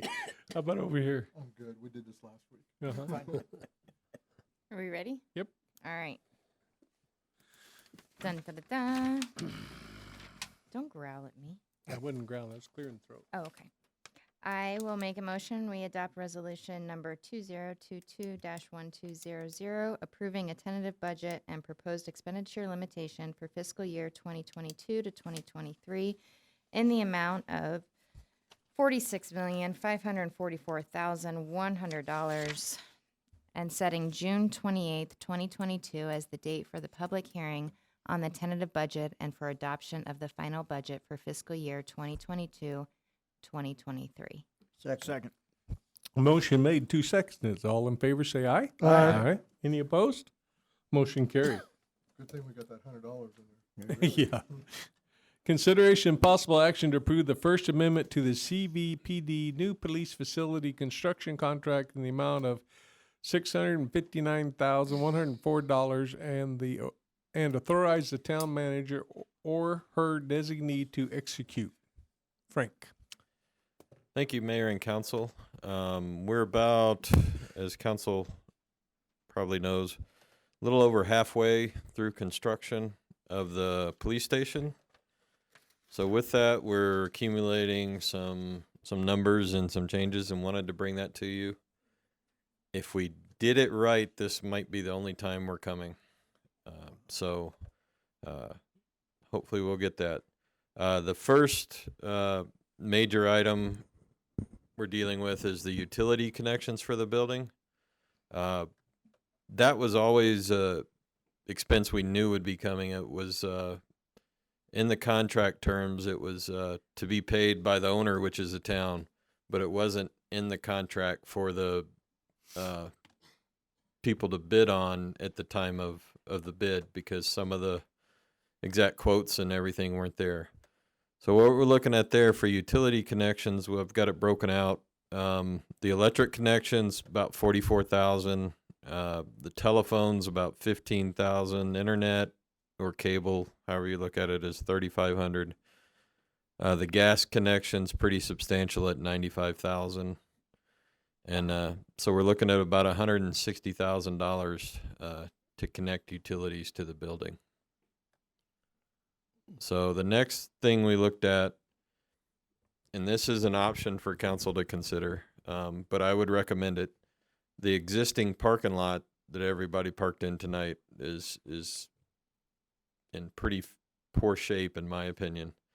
So what this proposal would do is have the contractor go ahead and tear out the existing paving and repave the existing parking lot to match the new parking lots we're building.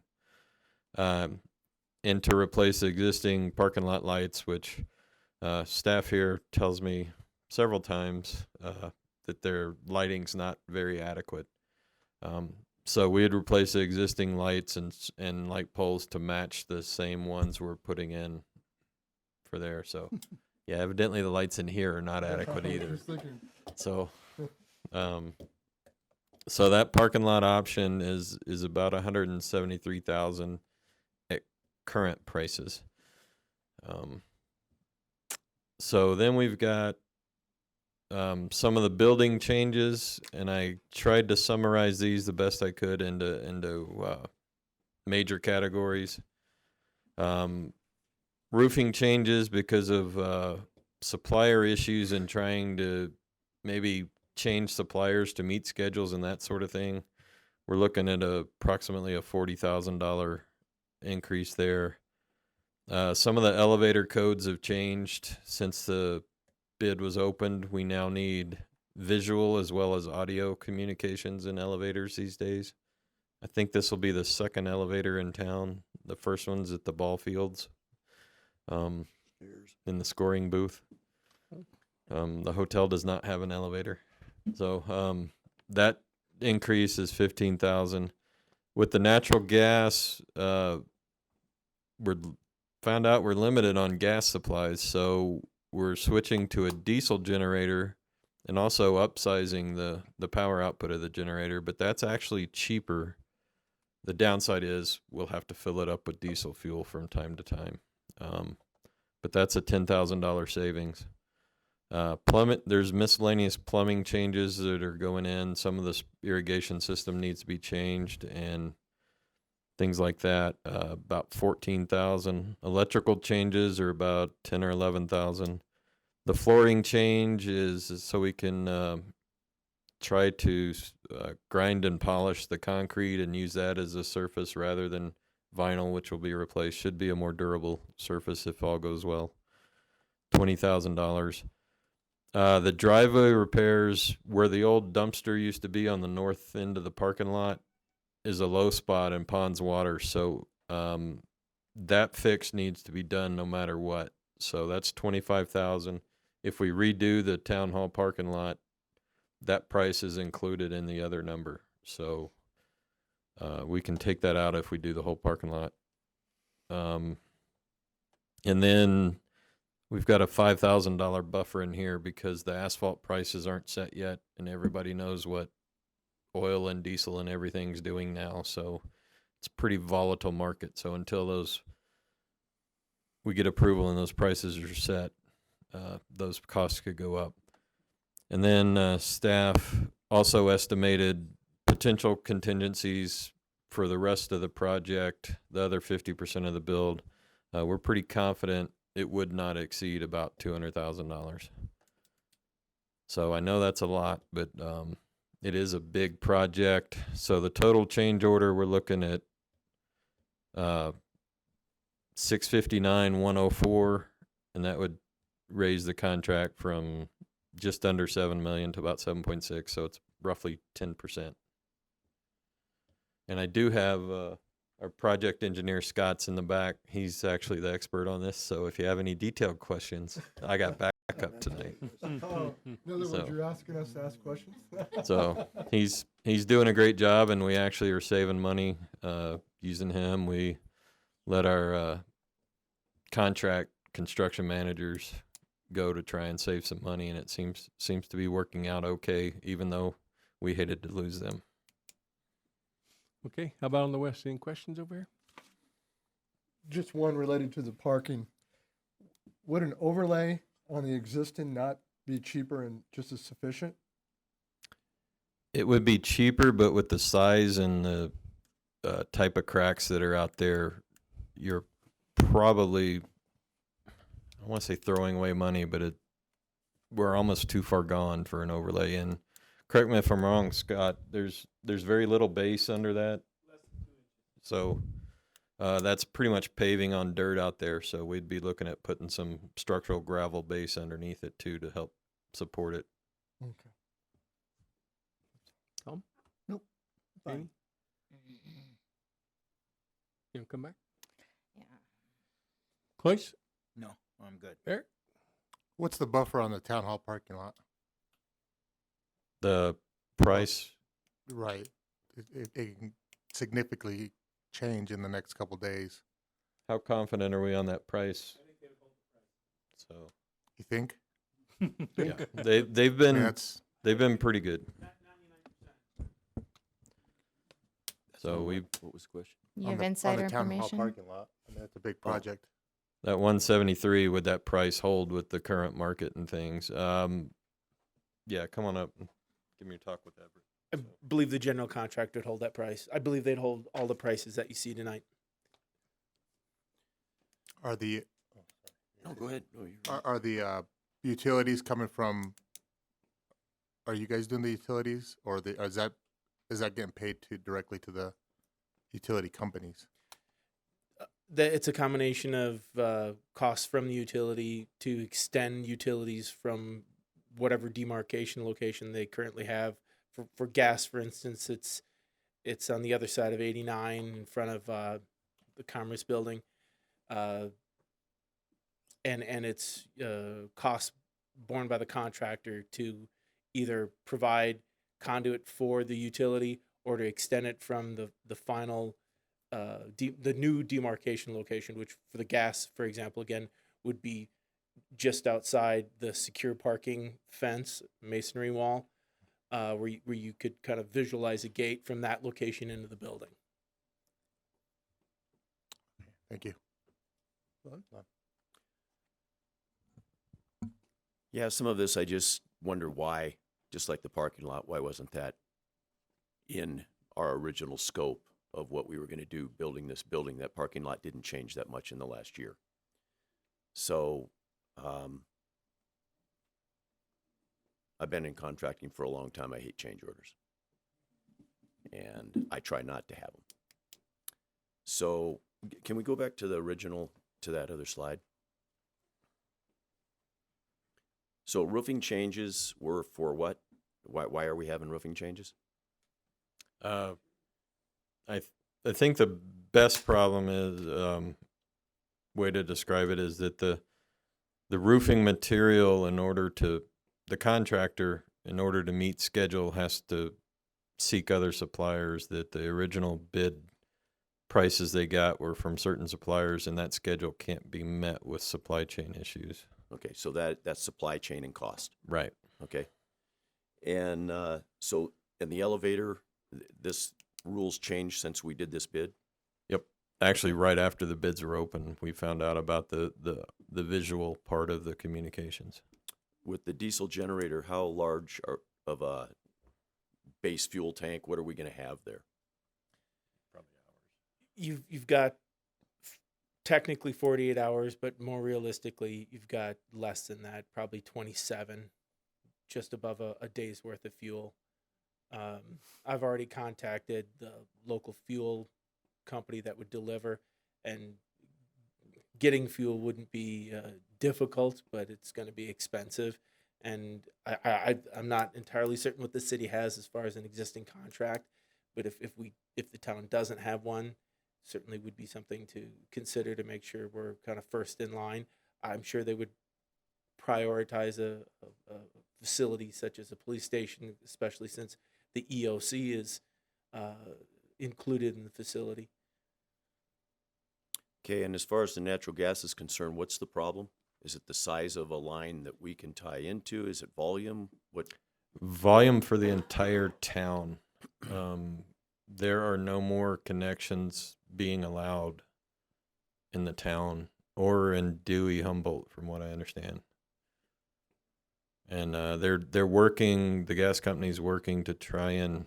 The best way I was explained to me is turn up the knob a little. But it's going to take them about 6 months in federal regulations to make sure they can do that to be able to supply the building itself. But they can't guarantee enough supply to supply the generator. But we have, our roads department, for example, has transfer tanks for some of our loaders and things, so we can get diesel from Bennett Oil to the building if we need to. And I think Bennett Oil's got backup generators as well for their pumps. Okay. So what is 48 hours? How many gallons of fuel is that? Do you know how big a Do you tank remember? that is? I don't remember the tank Okay. size. That would be easy to get though. Well, I was just wondering about how much can we haul in our trucks, because the way I look at it, this is for an emergency. So if there's an emergency, Bennett Oil trucks may not be running. Right. So. But look at the point too. If it's a big enough emergency, you might not have the natural gas company pumping gas. So I don't know how their gas flows, but we're trying to have as many redundancies as we can. And I think the current police station generator is diesel. So, okay. So we should be operating, and we've got a 100-gallon transfer tank in the trucks, and we could go back and forth if we had to. I like the diesel generator. Oh, I love the diesel generator. It's just Yeah. Again, where's your backup? Right. Our sewer plant is also a diesel generator because we don't have gas at all at the sewer plant. I think we got the backup.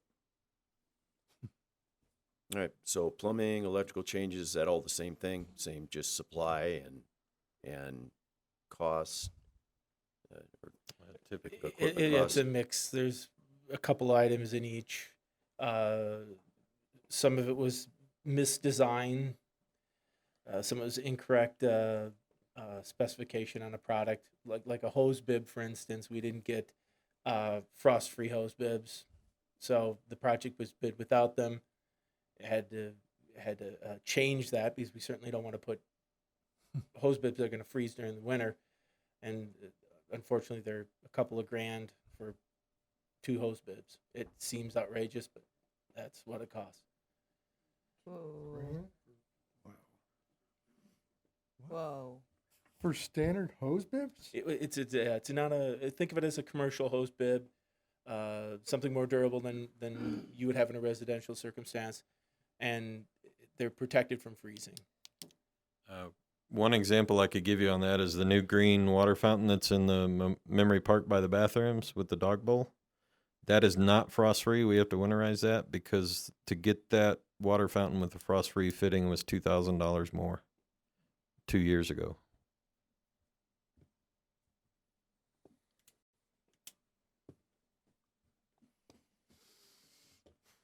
So it's expensive, I know, but this is, I think we've done the best we can to keep these costs down. And this is a more detailed list of where those costs are.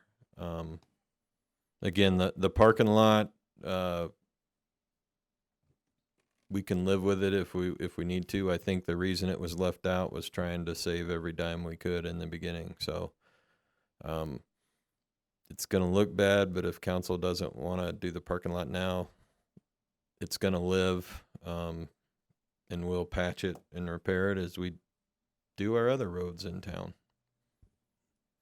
Am I saying that right, Cindy? I hope so. Again, it was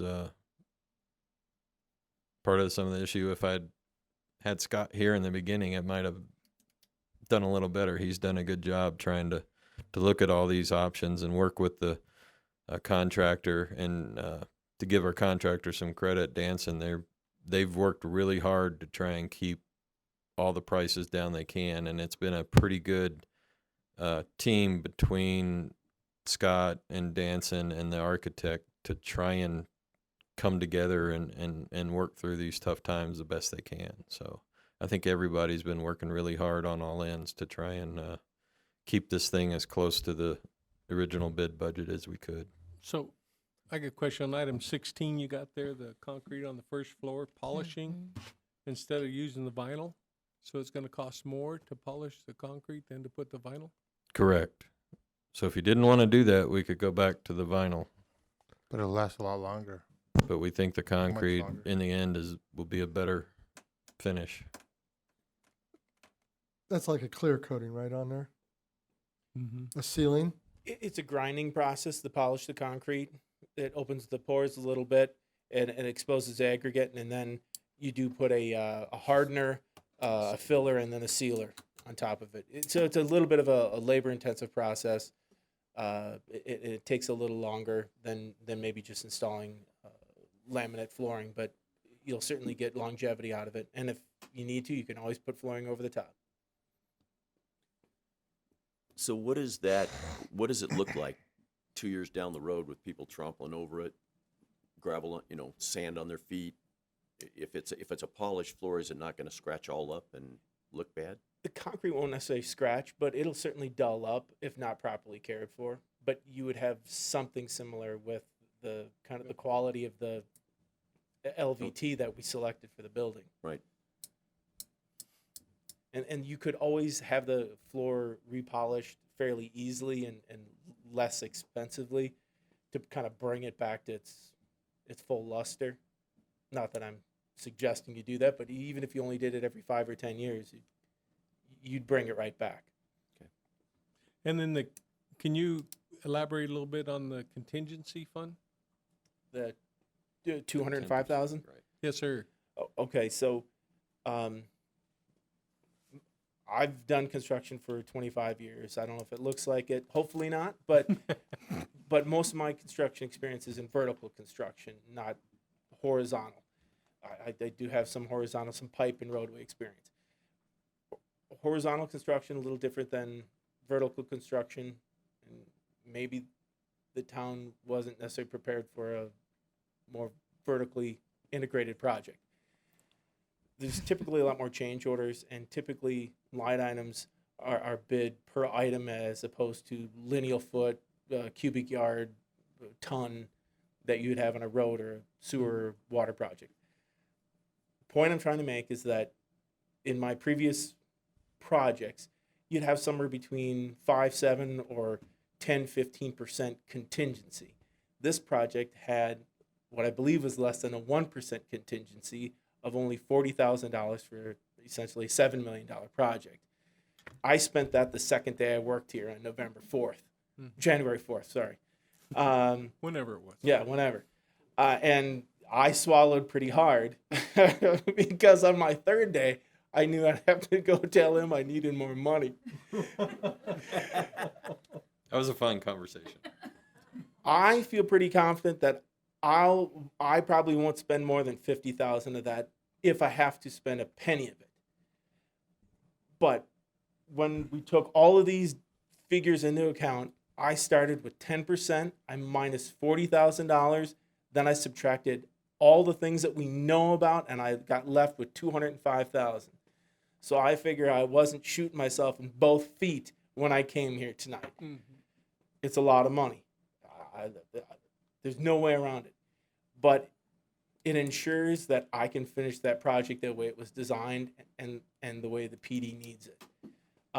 It's a beautiful building. Danson really has done us some favors. They've worked very hard to get their vendors to hold prices. It's been nearly impossible. Some people have backed out and they've had to find second or third vendors to hold that price to come and do the project.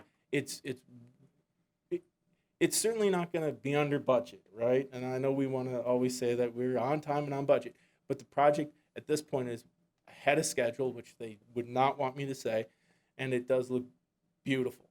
It's a solid project. I'm going to do my best not to spend a penny of the 205. That's my goal between now and Thanksgiving, when the project is hopefully will be completed. He definitely wouldn't want you to say that. Yeah. I thought it was May. That would be a giant Christmas present. Somewhat. Don't bank on it. But Or Valentine's Day, whatever. You know, all of the major items, all the major systems and items, including the backup generator, they've all been purchased. The air quotes means that even though they're not here on site, we've either put down a deposit or the vendor or material supplier has guaranteed the price.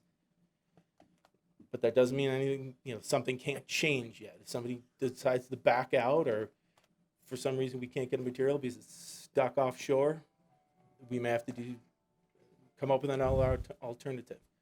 But Okay, thank you. On the polished floors, is it going to be an issue with the officers running through there, or are they going to lay down a? no, typically with the polished floor, the slip resistance factor is equal to or better than tile, even if it's wet. So you don't want to make a habit of keeping water on the floor, but it'll be safe. Sure. Okay. Oh, he looks upset. No, I think they'll actually hold up way better. We have like the commercial level best industrial tile in our building now, and it just scratches continuously. I mean, we have them come in once a year and redo it, and within a few months, looks like they didn't even fix it. So I think the concrete it's mostly on the ground floor, Scott, where the patrol area is, and that's where your guys with the boots and the dirt and things are. So I think it'll be as far as the long-term durability, it'll be a better choice. So my input is Scott and I have been working with the numbers, and we're to the penny almost a couple times a week. There's only two more items that we're going to bring to you, and one of them is about a $50,000 number for all the audiovisual monitors and camera systems throughout the building. And it's on a state contract, and we're just fine-tuning those quotes. So, and then the other, we're going to spend about $25,000, the IT department buying all the racks and wiring, but we're doing that ourselves. So really, we're only going to bring the one item for about $50,000 on the June 28th meeting. And that's all that we know that we haven't nailed down the price for at this point. So if Scott doesn't spend any of the contingency, you could take that out of contingency. We could take it out of there, yeah. So you got 50,000 less. Yeah. Or use that money to pave the parking lot. Yeah, but in total, because we ran all the numbers and we plugged them all in, we think we're going to have about 200,000, including the parking lot as of that number. We think we're going to have about $200,000 left in our budget that we planned on. So. At completion. Yeah, at completion. And that, because we know we got this $200,000 buffer, we think that's, as of today, where we think we're going to end up. So. $200,000 in your new budget with the change order. Yes. Okay. Yeah. If we do. So where's the change order money coming from? Whose pocket's that coming out? It's town funds. Yeah. So general fund. General fund. Yes, sir. Yeah. Yeah. Because we borrowed the money for the construction of the building only. Right. So. Okay. How about down here? Any more? I understand what's been said. Good. One? Any more? Well, I guess my only question is, are we gonna do the parking lot or not? My question. Well, that's what I was going next. Okay. I was just talking about this. How about over here? We're on the same line. That's my only thing. Is All right, well then start on the parking lot. I think that we ought to just consider, when I drive out there, I don't think our parking lot looks all that bad. I mean, we compared it to some of our roads. I think that's a Taj Mahal. Mm-hmm. So I think that I think an overlay or lesser cost overlay would be suffice for the traffic that we get in this town hall. Because most of the traffic is gonna be on the new road on the south side, right? Isn't that right? Most of the in and out traffic? Yeah, this gets blocked off, correct? The north entrance will be for emergency use only. The main entrance will be the new driveway on the south end. But the parking lot will still be for town hall. There'll be another identical parking lot behind it for police station and town remember, hall. all this is mostly handicap parking up here, so all the employees. Where we're and stuff- parking now. Yes. Yeah. For the money, and I think we don't need to tear it all up and replace it, because I just don't see that road as that bad. Longevity, I think we get 10, 15 years out of it. In Chino, that's a lifetime. Tom? I'd like to see the parking lot done, and I know these lights out here need to be better. You go out there after dark, you can't even see where you're going, and those are handicap spots, and the first time some ADA person falls out of their wheelchair, it's gonna cost us more than $200,000. Mm-hmm. I say go ahead and do it. Annie? I am. And put in stairs instead of elevators. They wanna work on cardio. No. Leave the elevator. Talk about ADA. Come on now.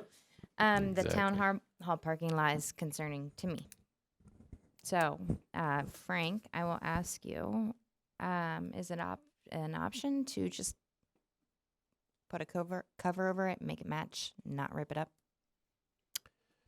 Probably what I would recommend if we don't tear it up and redo it is just to simply seal coat it like you do church parking lots at this point, and maybe try and do some of the thick crack filler like we did on our seal coat project in, say, Parkside Village and out west. It'll still crack again. We saw some of those cracks after the first winter in those subdivisions, and we just go back and keep crack filling and make the big cracks smaller cracks. The low spot water issue needs to be fixed no matter what, for that 25,000. But I work as directed, and we'll do our best to keep the parking lot going. I understand, that's a cul-de-sac, just about, for residential. So, right. It's a question of priorities. So I fully understand that. Thank you. Good. Am I good with what? Are you done? I received the answer. Yeah, thank you. Okay. I'm not in favor of including the town hall parking lot at this time. Okay. I think it would be awesome if it came out of our contingency funds if they're not used. Okay. I think these guys are professionals at what they're talking about, the parking lot. If they've identified it, I would go with their feeling that let's do it right now, not meaning right now, this moment, but correctly now while we are in the process instead of having to come back and clean up a mess. I think it'd be cheaper to do it right now than 5 years down the road, 7 years down the road when everything's triple the price. I think considering that we're as much over budget as we are, that it's not a priority for me right now. All right. What do you mean? Can you clarify? It's not a priority. The parking lot's not a priority. Okay. That's what he's saying. So, we can make this motion one or two ways. We can motion it as it is, or we can come up with a deduction of the parking lot, the town hall parking lot. Then that 173, that's the lights and the parking lot, right? Oh, there go. Thank you. So it's 169. And then the 25 for the fixing the thing is already in the other side. Correct. It's kind of twice, essentially. And the 25 is included if you do the parking lot. Right. And so it would come off of the other one. So if you take out the 169, we've still got the 25 in there. So if you leave in the 169, you can take out the 25 if you really wanted to. So it makes it 150,000 if you do the whole thing, roughly. Mm-hmm. Right, Frank? So really this, if you take out that 25, if you include this, and this number becomes 145, something like that. $148,000. Is the real dollars we're talking there. That helps a little. And my request, not predicting how you'd vote or anything, is if you do wind up taking it out, maybe allow us, if we do wind up saving the contingency, to use that, because our goal, as Scott said, is to not spend any of that 200,000 if we can avoid it. That brings that total down, according to my figures, to 490,908 without the parking lot.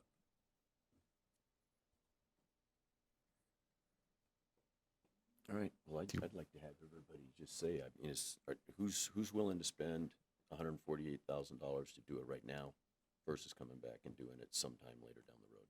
Okay. Good question. Do it now or no? Yes, sir. Huh? Later. Do it now. Okay, Annie? Later. You're later.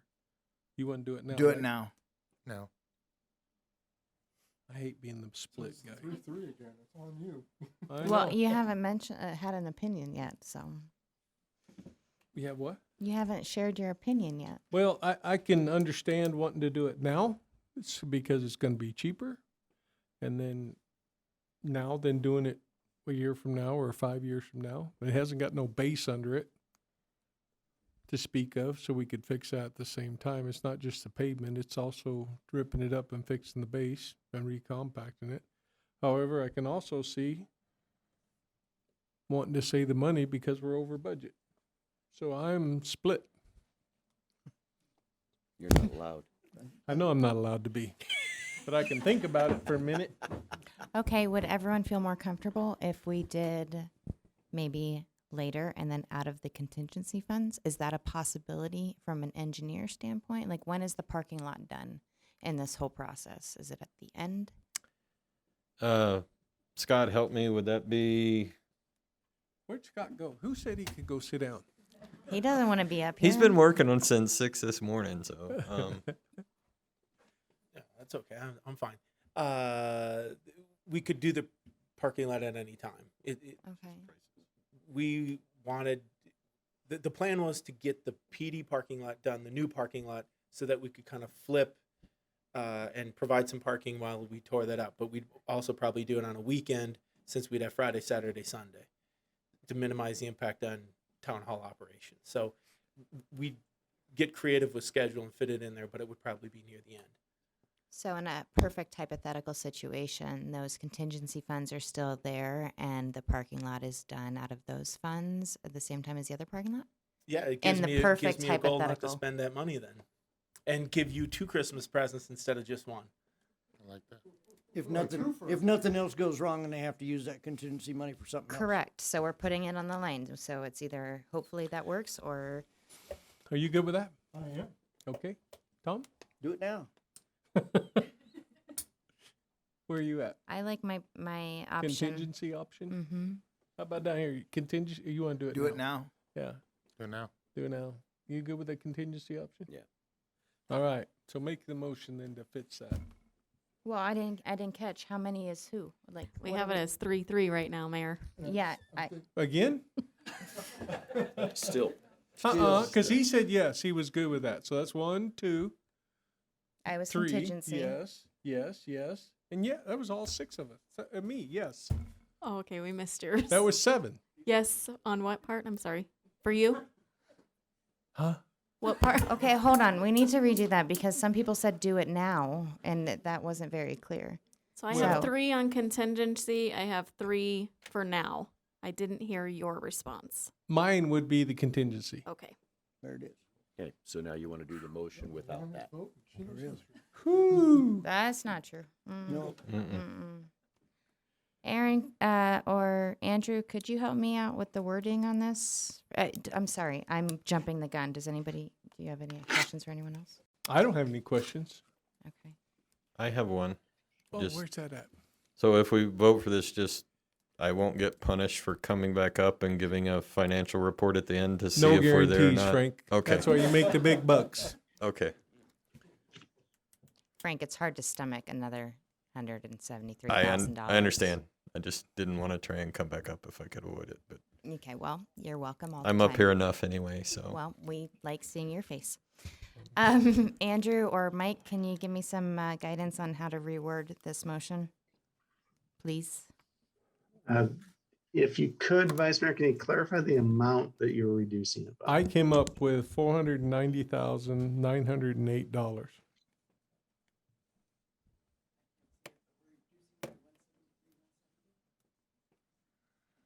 And is that? I don't know if that's correct or not. That's just what I came up with. What? Turn your mic on. We're reducing the town hall parking lot, 173, 170? No. Because the 25 will still, well, that's another point. there. The one, where did I have it? And the lights are in on The that. ones, Yeah.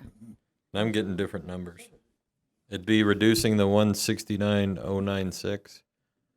Okay. Yeah. Okay. Because the 25,000's already included in that total number. That's what I did. From the 659,104, correct?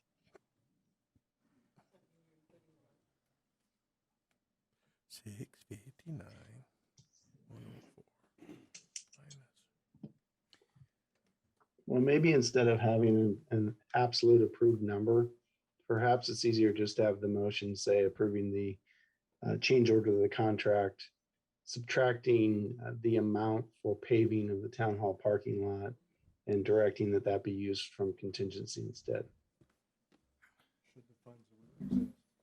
I didn't understand it. Did you? Okay, Andrew, I'm gonna stop me if I'm going off track here, okay? Okay, I will make a motion to approve the First Amendment to the CVPD new police facility construction contract in the additional amount of $659,104 less $169,096 for the town hall paving to be used for paving out of contingency funds if available, and authorize the town manager or her designee to execute. I'll second. Yeah. Okay, motion made and seconded. All in favor? Aye. Aye. Aye. Any opposed? Nay. All right. Motion carries. Okay. I know. Item D, public hearing and consideration and possible action to approve ordinance number 2022-917 to rezone approximately 6.15 acres from agricultural residential 5-acre minimum, AR5, to single-family residential 2-acre minimum, SR2, for property located at 735 South Road 1 West from applicants Tom Langdon. Will, oh, you're not Will, you're Bethan.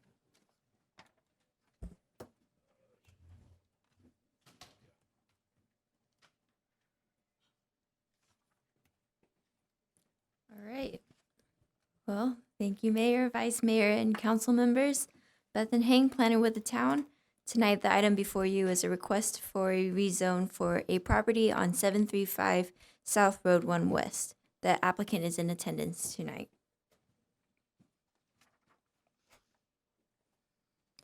So the roughly 6.15 acre subject property is located to the east of South Road 1 West. To the north of the property is Northwest Veterinary. Currently, the subject property is being used as a residential property. Now, the request is to rezone the property from its current zoning of agricultural residential 5-acre minimum to single-family residential 2-acre minimum. The property is adjacent to single-family residential 2-acre minimum to the west, with agricultural residential 5-acre minimum to the east. Rezoning the property to single-family residential 2-acre minimum will be in conformance with the general land use map, which designates this property for medium density residential of 2 acre or less. Now with that, staff recommends holding a public hearing Okay. and then approval. I need a motion to open a public hearing. Make a motion, we open a public hearing. Second. Okay. Motion made and seconded. All in favor? Aye. Aye. Opposed? Motion carry. Okay, now we're ready for comments. I do have one speaker comment card for this item, a J. Tarpley. I think I'm saying that right. Julie.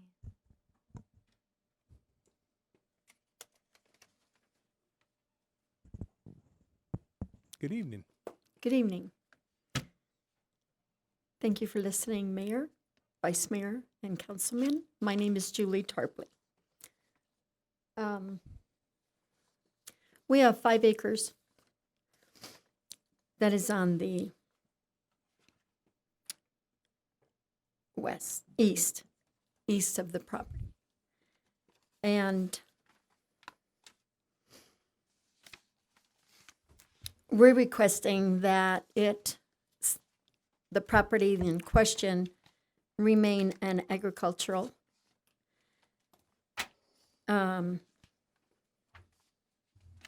And not residential, because this property in this general area is actively being used for livestock, chickens, guineas.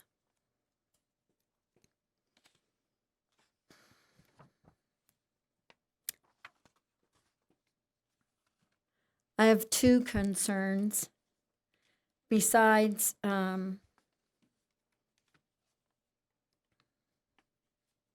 it's just a hard situation when I hear everybody say, but just because you came doesn't mean you can close the doors. And that's not my intent. But we looked for this property as agriculture 27 years ago. And it just seems like the town is granting more residential than they are leaving agricultural properties.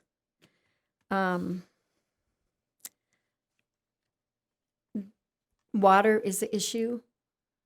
As you know, there's property to our east that is a 5 acre property that has changed to 1 acre mobiles that they're drilling and getting more water. We've got a water table already that is drying on our whole area because of just the no water from the good Lord up above, rain or snow to saturate our grounds. So I wonder where this extra water is going to be coming from. And I also wonder his access. He's currently landlocked, and his access is to be from the east road. Is that right? I'm losing my. Closer to Olson's would be the north. Let's see. So 89 is to the east. So he is west of Road 1. His accent would be on Road 1 West to come to his property. We have a road that goes on the west of our property, and that has been accessed for 4 homes. My concern is he going to be granted access to his 2 additional 2 1 acre parcels with our road that is on his east? And if that's so, who's going to take care of the road? It's been ours to take care of for 27 years. And I have no complaint because it's to our property and the 40 acres that we were. Anyway. Okay, Julie, you're out of time. I'm sorry. I'm done. All right, thank I you. thank you, Vice Mayor. I thank you, Mayor, and I thank you, council members. Thank you. Can Bethan, can you address her concerns with access? Yeah. So I'm going to open this presentation back up. To the best of my abilities of what I can show here on this map, our applicant has a easement that falls within his property on the southern part of his property. Southern part? Yes, right along here. I Okay. believe Miss Julie is referring to the easement, both this section and also this section, which happens to fall on her property as well as an adjacent neighbor. I believe her concern was the access. If the property ended up being of a higher density, if it resulted in a split, in that case, the applicant will have to come to Development Services as well as meet with Public Works to be able to address the easement issue. But tonight, the concern is the request is for rezoning.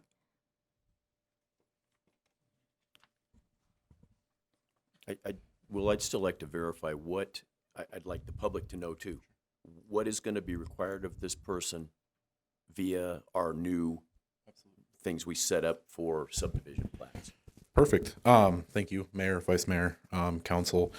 So the property owner can go about the split technically in two ways. He can do a minor land division if he was to do some variation of a flag lot cut to where, just for an example, if he had a flagpole for the northern half of this parcel, he split it right in half. He could have a flag lot that transverses his western property line, 50 foot in width, access his easement, and it would completely eliminate the need of accessing the eastern easement.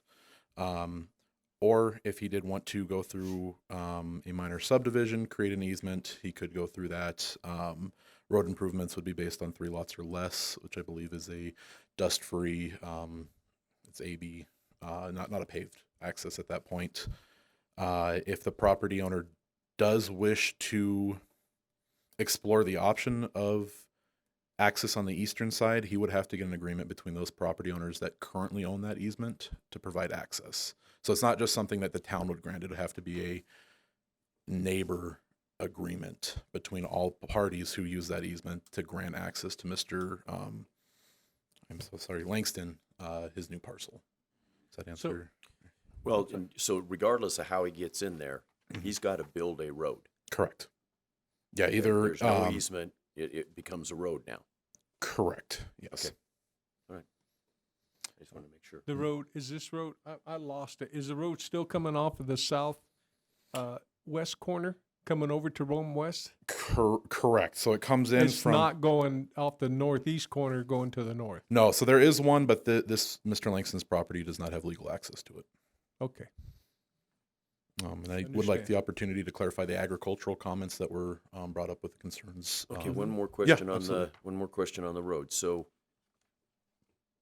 if we approve this and split it, and then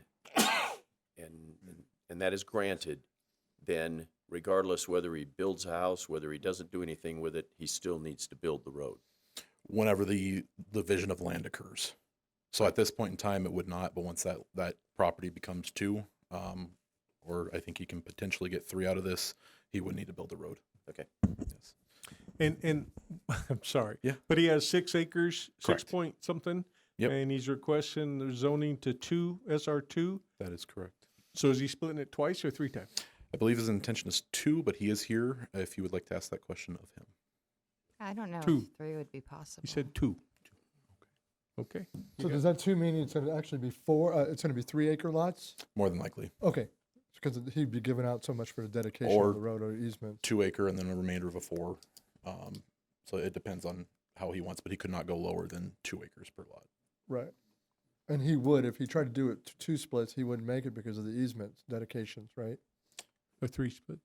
Or He 3 splits, yes. technically wouldn't have to dedicate. We have provision that in a land split you can count that dedication towards your net acreage. Okay. I'd say it'd be pretty tight to try to get 3 out of there, though, if you were to include that easement in there. All right, can you go ahead and address the? Absolutely. And then So we'll do our question. our Julie had brought up the concerns of rezoning from agricultural to single family 2 acre within the 2 acre zoning district ESR SR2. You still have agricultural allowances. You still have the ability to own horses. You have cattle, chickens. The only thing that changes from this is that you can't open a feed store or you can't open a farm stand on your property to sell whatever you cultivate on your property. Everything else, you're still allowed to, if you wanted to grow hay, you could still do that. The only thing we restrict are swine, and that is 1 per acre.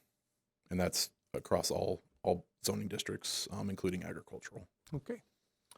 Questions over here for Willer Bethan or the owners? John? Not yet.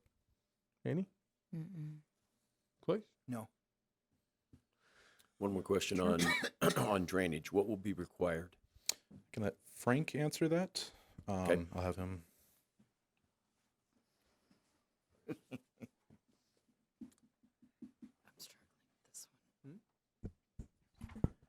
Don't know if you'll like this answer, but for lots 1 acre and larger that are not subject to subdivision, essentially no drainage requirements. I thought this was considered a subdivision split. If it's a land division not requiring a subdivision, it's not a subdivision.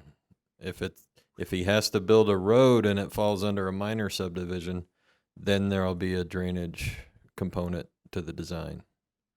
But if it's just a split, there's no detention or retention type calculations that are required. So it depends on how he splits it. If he does the flag lot option and uses the existing easements, that's just a lot split that we'll mention first. Am I wrong? Okay. And then if it's a road going in there, it becomes a subdivision if they have to create a new road, even if you split 2 lots. So if he builds a road, and then we look at not just his property, but how many properties could be accessed as far as what type of paving goes. So you're saying until he splits it, then he doesn't have to do any drainage. But once he splits it, then he has to build a road to it because he's not abutted to an existing road, correct? He's got an existing access easement out to 1 west from the south property. So if he creates a flag lot at the southwest corner of that lot to that existing easement, he does not have to create a road. Wow, I thought we went through all this. That was the first thing Will said. Yeah.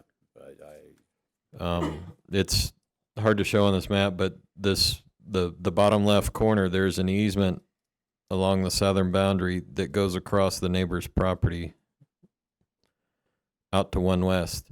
So potentially, if he puts a 50-foot flag in there for say the northern half of the property, it would use an existing easement that's in place now, and that would not be building a new road. But if he does anything else besides that, it kicks it into a subdivision.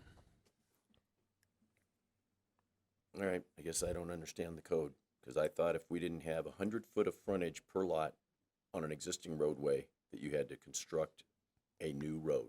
I'll let Will talk about to the flag lots. So, thank you, Frank. So our code offers a special provision with flag lots. Within any zoning district, a flag lot, the required frontage is reduced when you're using a flag lot. A flag lot only needs 50 feet on a roadway. In this case, that easement is a roadway. It's viewed as an existing road with anything like that is considered an existing road that was established prior to our subdivision text amendment that we did back in 2020. So if Mr. Langston was to propose a new easement, a 50-foot wide, ends in a cul-de-sac, that constitutes a minor subdivision at that point. If Mr. Langston only chooses to split the property into one where the existing house is and then a northern parcel, he can achieve a land division that's not a subdivision by utilizing that flag code provision. If he wishes to do that to do 3 lots, if he's able to do that, he would need to construct a lot, or a easement in there, which would require dust-free surface. Depends on the number of lots it could serve. Okay. Okay, so still got to do the road requirement, but he doesn't have to have drainage study or any kind of special drainage or show where his water's going to go. No, if it comes into where he's building a road, even a gravel one, which would be a subdivision, we would look at drainage for that entire property. It's complicated, but it's the way it Yeah, is. I'm confused. Me too. Okay, that's good enough for now. Yeah. Thanks.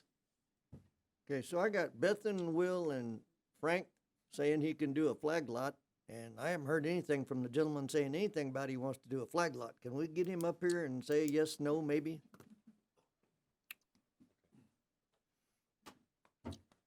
Are you getting hungry? Hi there. Good evening. I have no plans right yet as to how to divide this up, but I'm aware that if I do divide that, and if I do, it'll only be the 2 lots, one mine and whatever else that goes up north. I'll have to do whatever is necessary as far as a flag lot. So we get to the point where we're going to divide it, then I'll get with Will and we'll figure out the best way of doing it. So the division is For future. in the For future sometime? Yes. Yeah. There's no plans right now to do that. I just wanted to get the zoning in place if it become necessary or advantageous for the situation I'm in. And what was your name? You didn't. My name's Tom Langston. I'm sorry. There you go. Thank you. Tom, do you and Miss Tarpley share the road, or do you come in off the south? I come in off the south. Okay. And you said it would only be 2 parcels? Yes. I appreciate the 2 acre zoning minimum. Just wondering with the flag lot of the 6.15, if that becomes 3 and then a subdivision, minor subdivision. As long as I'm there, it won't be 2 lots, or 3 lots, I'm sorry. What happens after that, I can't talk to. Anything else for Mr. Langston? No, not me. How about on this side? Nope. Thank you, Thank you. sir. Okay, let's make a motion, get this over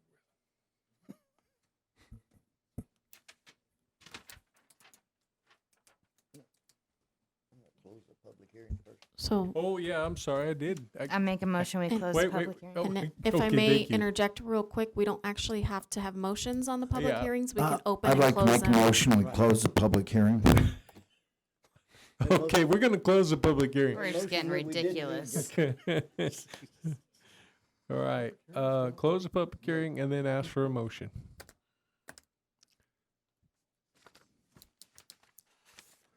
Mm.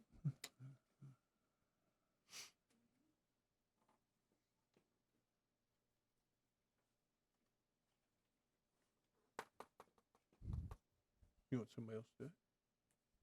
Yeah. You make them up, please? Oh, for this one? Yeah, it's the B, or D. sorry, dog. Yeah. Okay, make a motion to approve ordinance number 2022-917 to rezone ZC-2022-03 as presented, subject to staff report and information provided during the hearing and conditions of approval in attachment 2. Motion made, is there a second? Second. Motion made and seconded. All in favor, say aye. Aye. Aye. Any opposed? Aye. Motion carries. All right, item E, public hearing and consideration and possible action to approve ordinance number 2022-918 to rezone approximately 3.04 acres from industrial I to single-family residential 1 acre minimums, SR1, for the property located approximately 750 feet east of the intersection of Granite Creek Lane and Arizona Trail, APN 306-17110B, from applicant Gary Zito on behalf of Arizona Heritage Construction. Hi, Will. Good evening again, Mayor, Vice Mayor, and Council. As read this, let me introduce myself again. Will Dingy, Senior Planner here with the town of Chino Valley.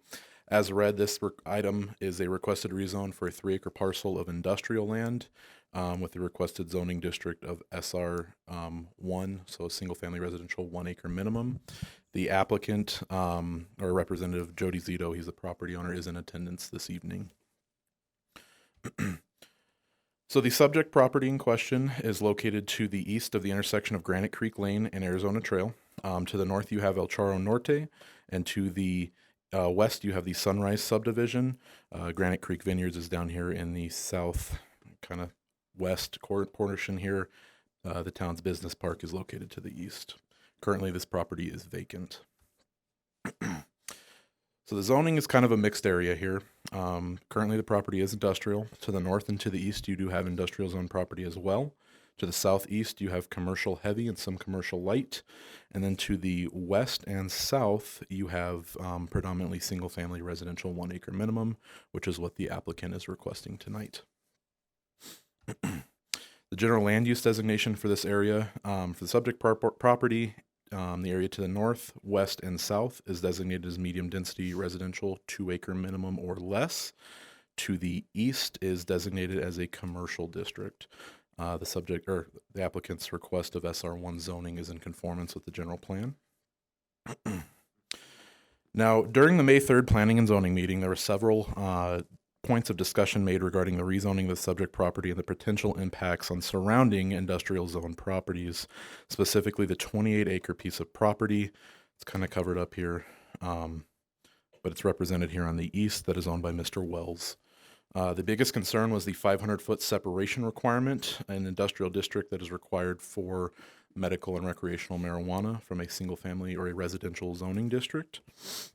The map before you here represents the current conditions of the immediate area, which also reflects, outlined here in this yellow, the current 500-foot separation requirement that exists as is without this property's rezoning.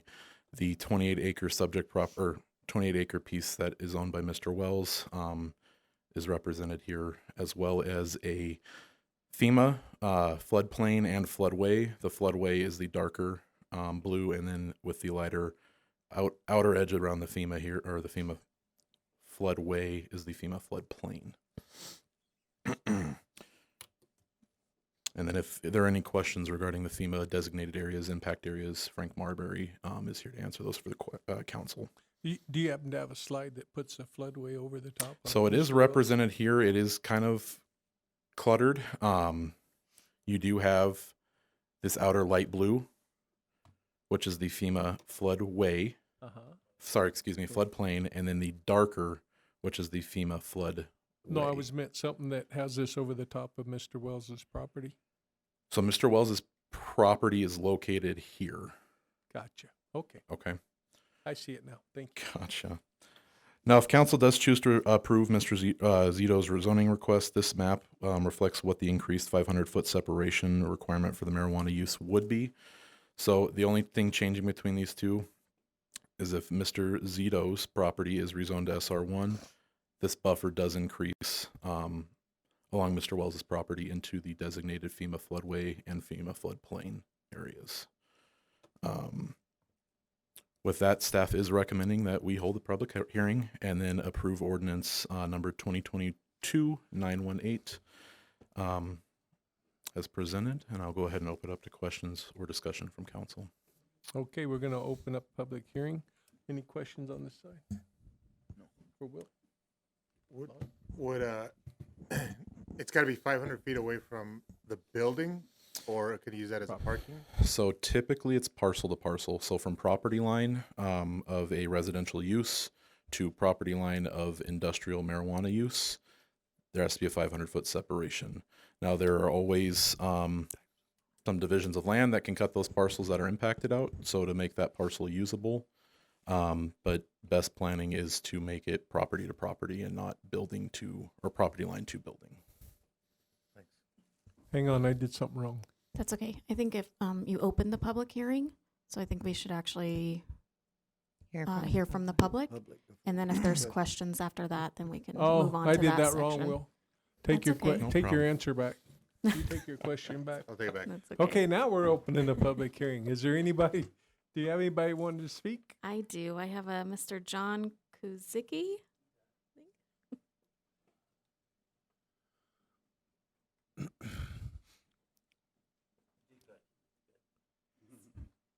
Good Evening. Mr. Mayor, council members. Good evening, John Kazicki.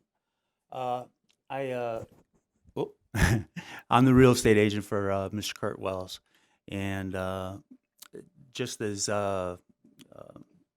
Dingy was pointing out, there's going to be a great impact, and there's enough impact showing up there from what he did show, but what I actually think, I'm not sure if he did it properly. It's from the very corner of that property going into Mr. Wells. So I actually think it's a little bit greater than what we were looking at, which is neither here nor there. But it's a substantial piece of Mr. Wells' property that is just eliminated, and it essentially becomes unusable. Does that help you? Yeah. Yeah. So from that northeast corner, it would be 500 feet from there. So I think it extends further even than what's shown there, but that's neither here nor there. Like I say, that's plenty of impact shown right there. So it's it makes a big piece of Mr. Wells' property worthless. And having said that, I've been here before. That piece to the west, the northwest of Mr. Zito's property, which is residential. I was here object to the rezoning of that property, which used to be industrially zoned too, where the property that Mr. Zito bought, he bought it from Jay and Jerry Wilmore, and they also owned to the southeast. They own 2 lots there. One is zoned residential now, and one is it should be industrial. And I had all 3 of those lots listed for Jay and Jerry Wilmore. And when they rezoned that parcel to the northwest, we came in and we objected to that rezone because it hurt his zoning on what he had then. And the town will, the town's injuring existing industrial property owners by rezoning these properties and devaluing their property. So essentially, that's the reason we object to the rezone here. Okay. Can we bump this back to wherever lots he was talking about, please, to another slide so he can point out what he was talking about? And you can use the cursor up there on the mouse Is it with this your little one? pointer. Is this the one you were looking for, Mayor? Is this the slide you were looking for? I think so. Okay. You were referring to some 3 other lots or something? Yeah. Okay. So is it show? Okay. Yeah. So this one, this lot right here was zoned industrial. Gosh, jittery. That was zoned industrial, and the folks that bought it, they went for a rezone to residential, and that's the one that we objected to about 5 years ago, and that was because Jay and Jerry Wilmore owned this lot, and this lot, and they were all industrial zoned. And they did not want the industrial zoning impinged on by rezoning this residential. Okay, thank you. Okay. The only other question I had was if you could go back to the floodway zone, whatever it was.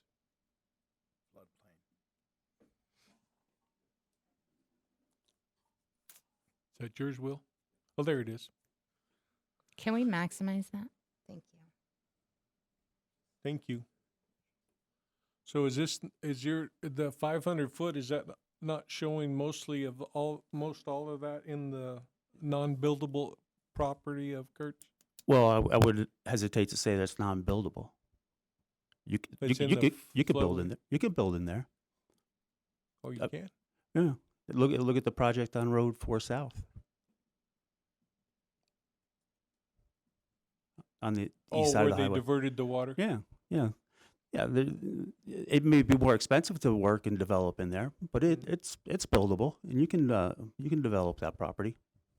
Okay. All right. Thank you. You're welcome. Oh, I'm sorry. Anybody else got questions for you? Where's the slide with the yellow line that shows the 500 feet? That one. So everything within that yellow line Well, that one's a little requires different than 500 the other foot one. from it? Current That's- condition. Okay. That's current conditions. And where's the one that's got the, if we do this, conditions? Right there. There you go. Thank you.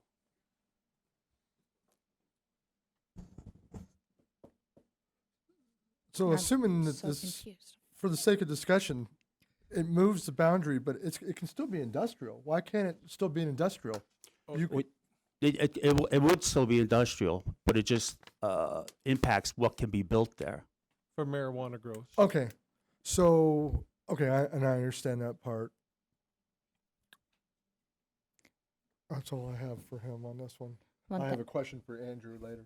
Okay, Tom, you got anything else? No, not right now. Annie? I have two questions. One, is that the Peavine Trail to the east of the floodway that I'm seeing? Yeah. Okay. PV. Yeah. So, and then, so that really wouldn't be, you couldn't really build for those purposes unless it was on the opposite side, I would imagine. At any rate, why is the property owner requesting the change from residential or from industrial to residential? That's Jody. We ain't got him up yet. He's not up here yet. Okay. You're ahead of the. I'm sorry. Those are my two questions. Okay, we'll get him up. Cloyce? I'm good at this point. All right. Lon? With what? I'm okay right now. Where we're at in Oh, the questions. conversation. No questions. No questions. My only thought that's at this point is that we know that this property owner, he's been before us before, and we know what he wants to do with the property. And I just want to make sure that we're still in the public hearing portion, right? yes, Okay, thank you.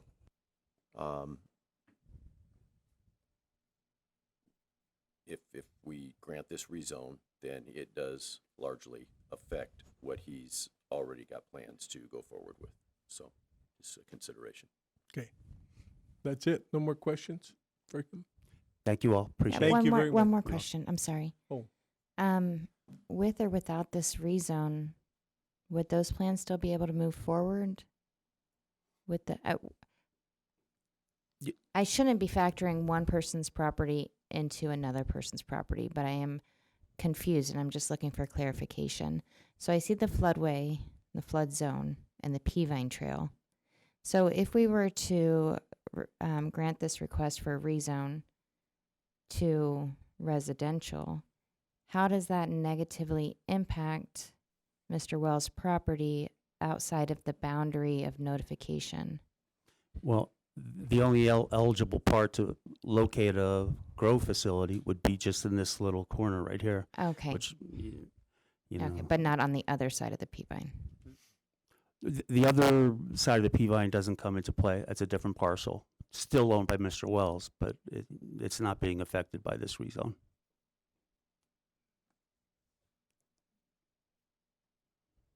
And I in a perfect hypothetical situation, what if every property wanted to come through and rezone? I mean, is that, I can't place one person's property value over another. I know what the Well, that's consequence may be for the town. That's exactly our stance, is that, you know, there's an existing property owner that has private property rights and a right to develop his property as he chooses. And if you continue to rezone where you're impinging on his private property rights, he may not be able to do anything.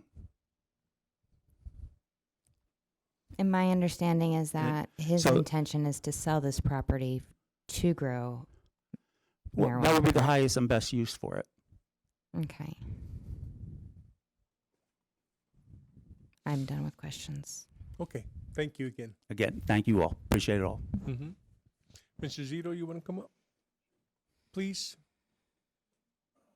Let's go ahead and If we're going to hear from the property owner, I think we should close that public hearing. That was the last okay. We're request going to I close had. public hearing. Thank you, Mayor. Thank you. I don't know where my brain is. Okay, now you can sit talk. down No, you're good. No, Okay, go ahead and stand up. Oh, jokes. We've known each other a long time. I'm sure. Really? I don't know. Okay, you had a question? Why are you looking to rezone it from industrial to residential? Usually it's the other way around. That's why I'm asking. Well, first of all, the general plan, I don't think is very conducive for what's supposed to be done here. Anyhow, industrial should have a buffer between that and residential. Right, you don't have any kind of a buffer in here according to the general plan. That's number one. Number two, it's, you're trying to put up residential lots, so we want to put up residential lots in an area that already has residential lots, and it's all over the place out there. If all we're concerned about is whether we have 500 feet that would impact a marijuana plant, I'm sure there's plenty of other places right on the highway, like they've done before, to put their marijuana plants in. Other than that, if you the highest and best use of that property would probably be another housing development. So he would come back in here and ask for permission to do a housing development in there. We're asking the same thing.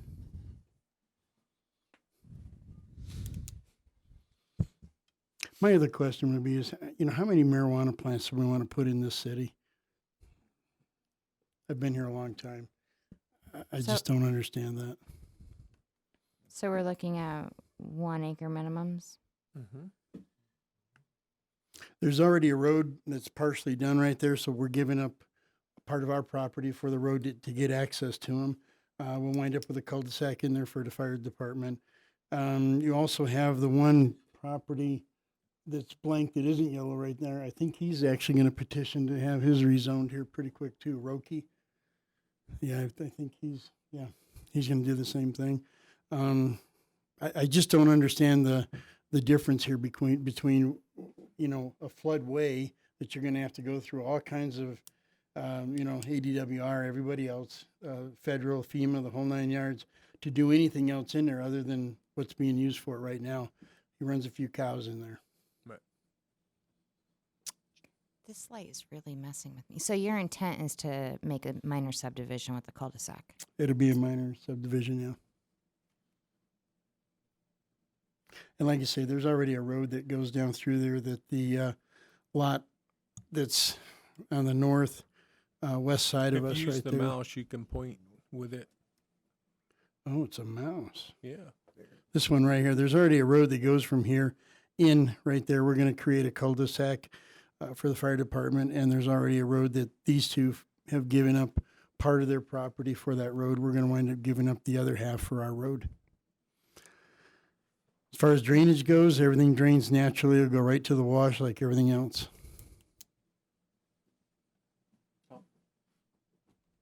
No. No. John? I have no questions for him. Please. No, I understand. No questions. All right, thank you, sir. I don't have no questions either. Now, you said you had something for Andrew. Andrew, you there? Yes, sir. During the planning and zoning meeting on this particular ordinance, there was reference to, I believe it was called referendum or 402. And I was wondering how that might impact this. I might be off about the numbers, but I just remember in reference somebody did.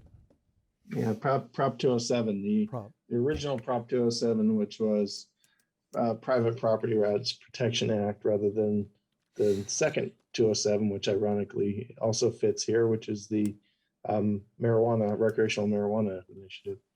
But the Prop 207 question is, does a rezoning issue on one piece of property, is there a claim for diminution in value on other pieces of property nearby? And Prop 207 isn't built that way. It's built to be diminution in value based upon a land use decision on your property.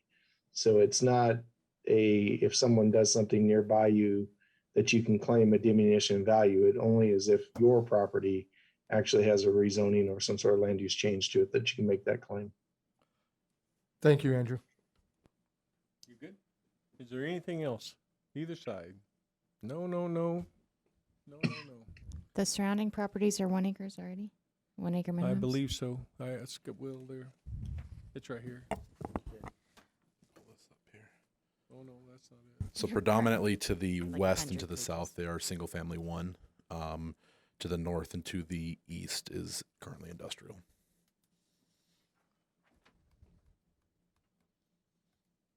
And the southwest is single family one also? That is correct. And same with the northwest, it's just a larger parcel? Referencing here? Down one? Yes, single family one.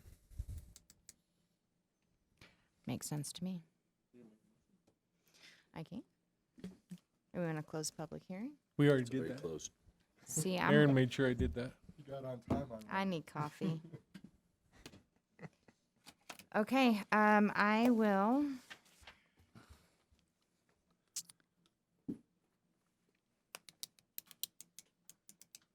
Make a motion, we approve ordinance number 2022-918 to rezone ZC-2022-02 as presented, subject to staff report and information provided during this hearing and the conditions of approval and attachment to.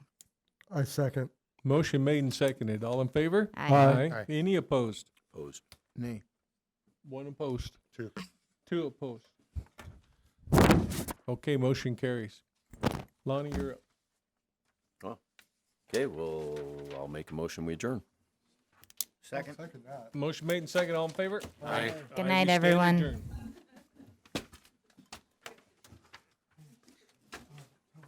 Record. Spent that much time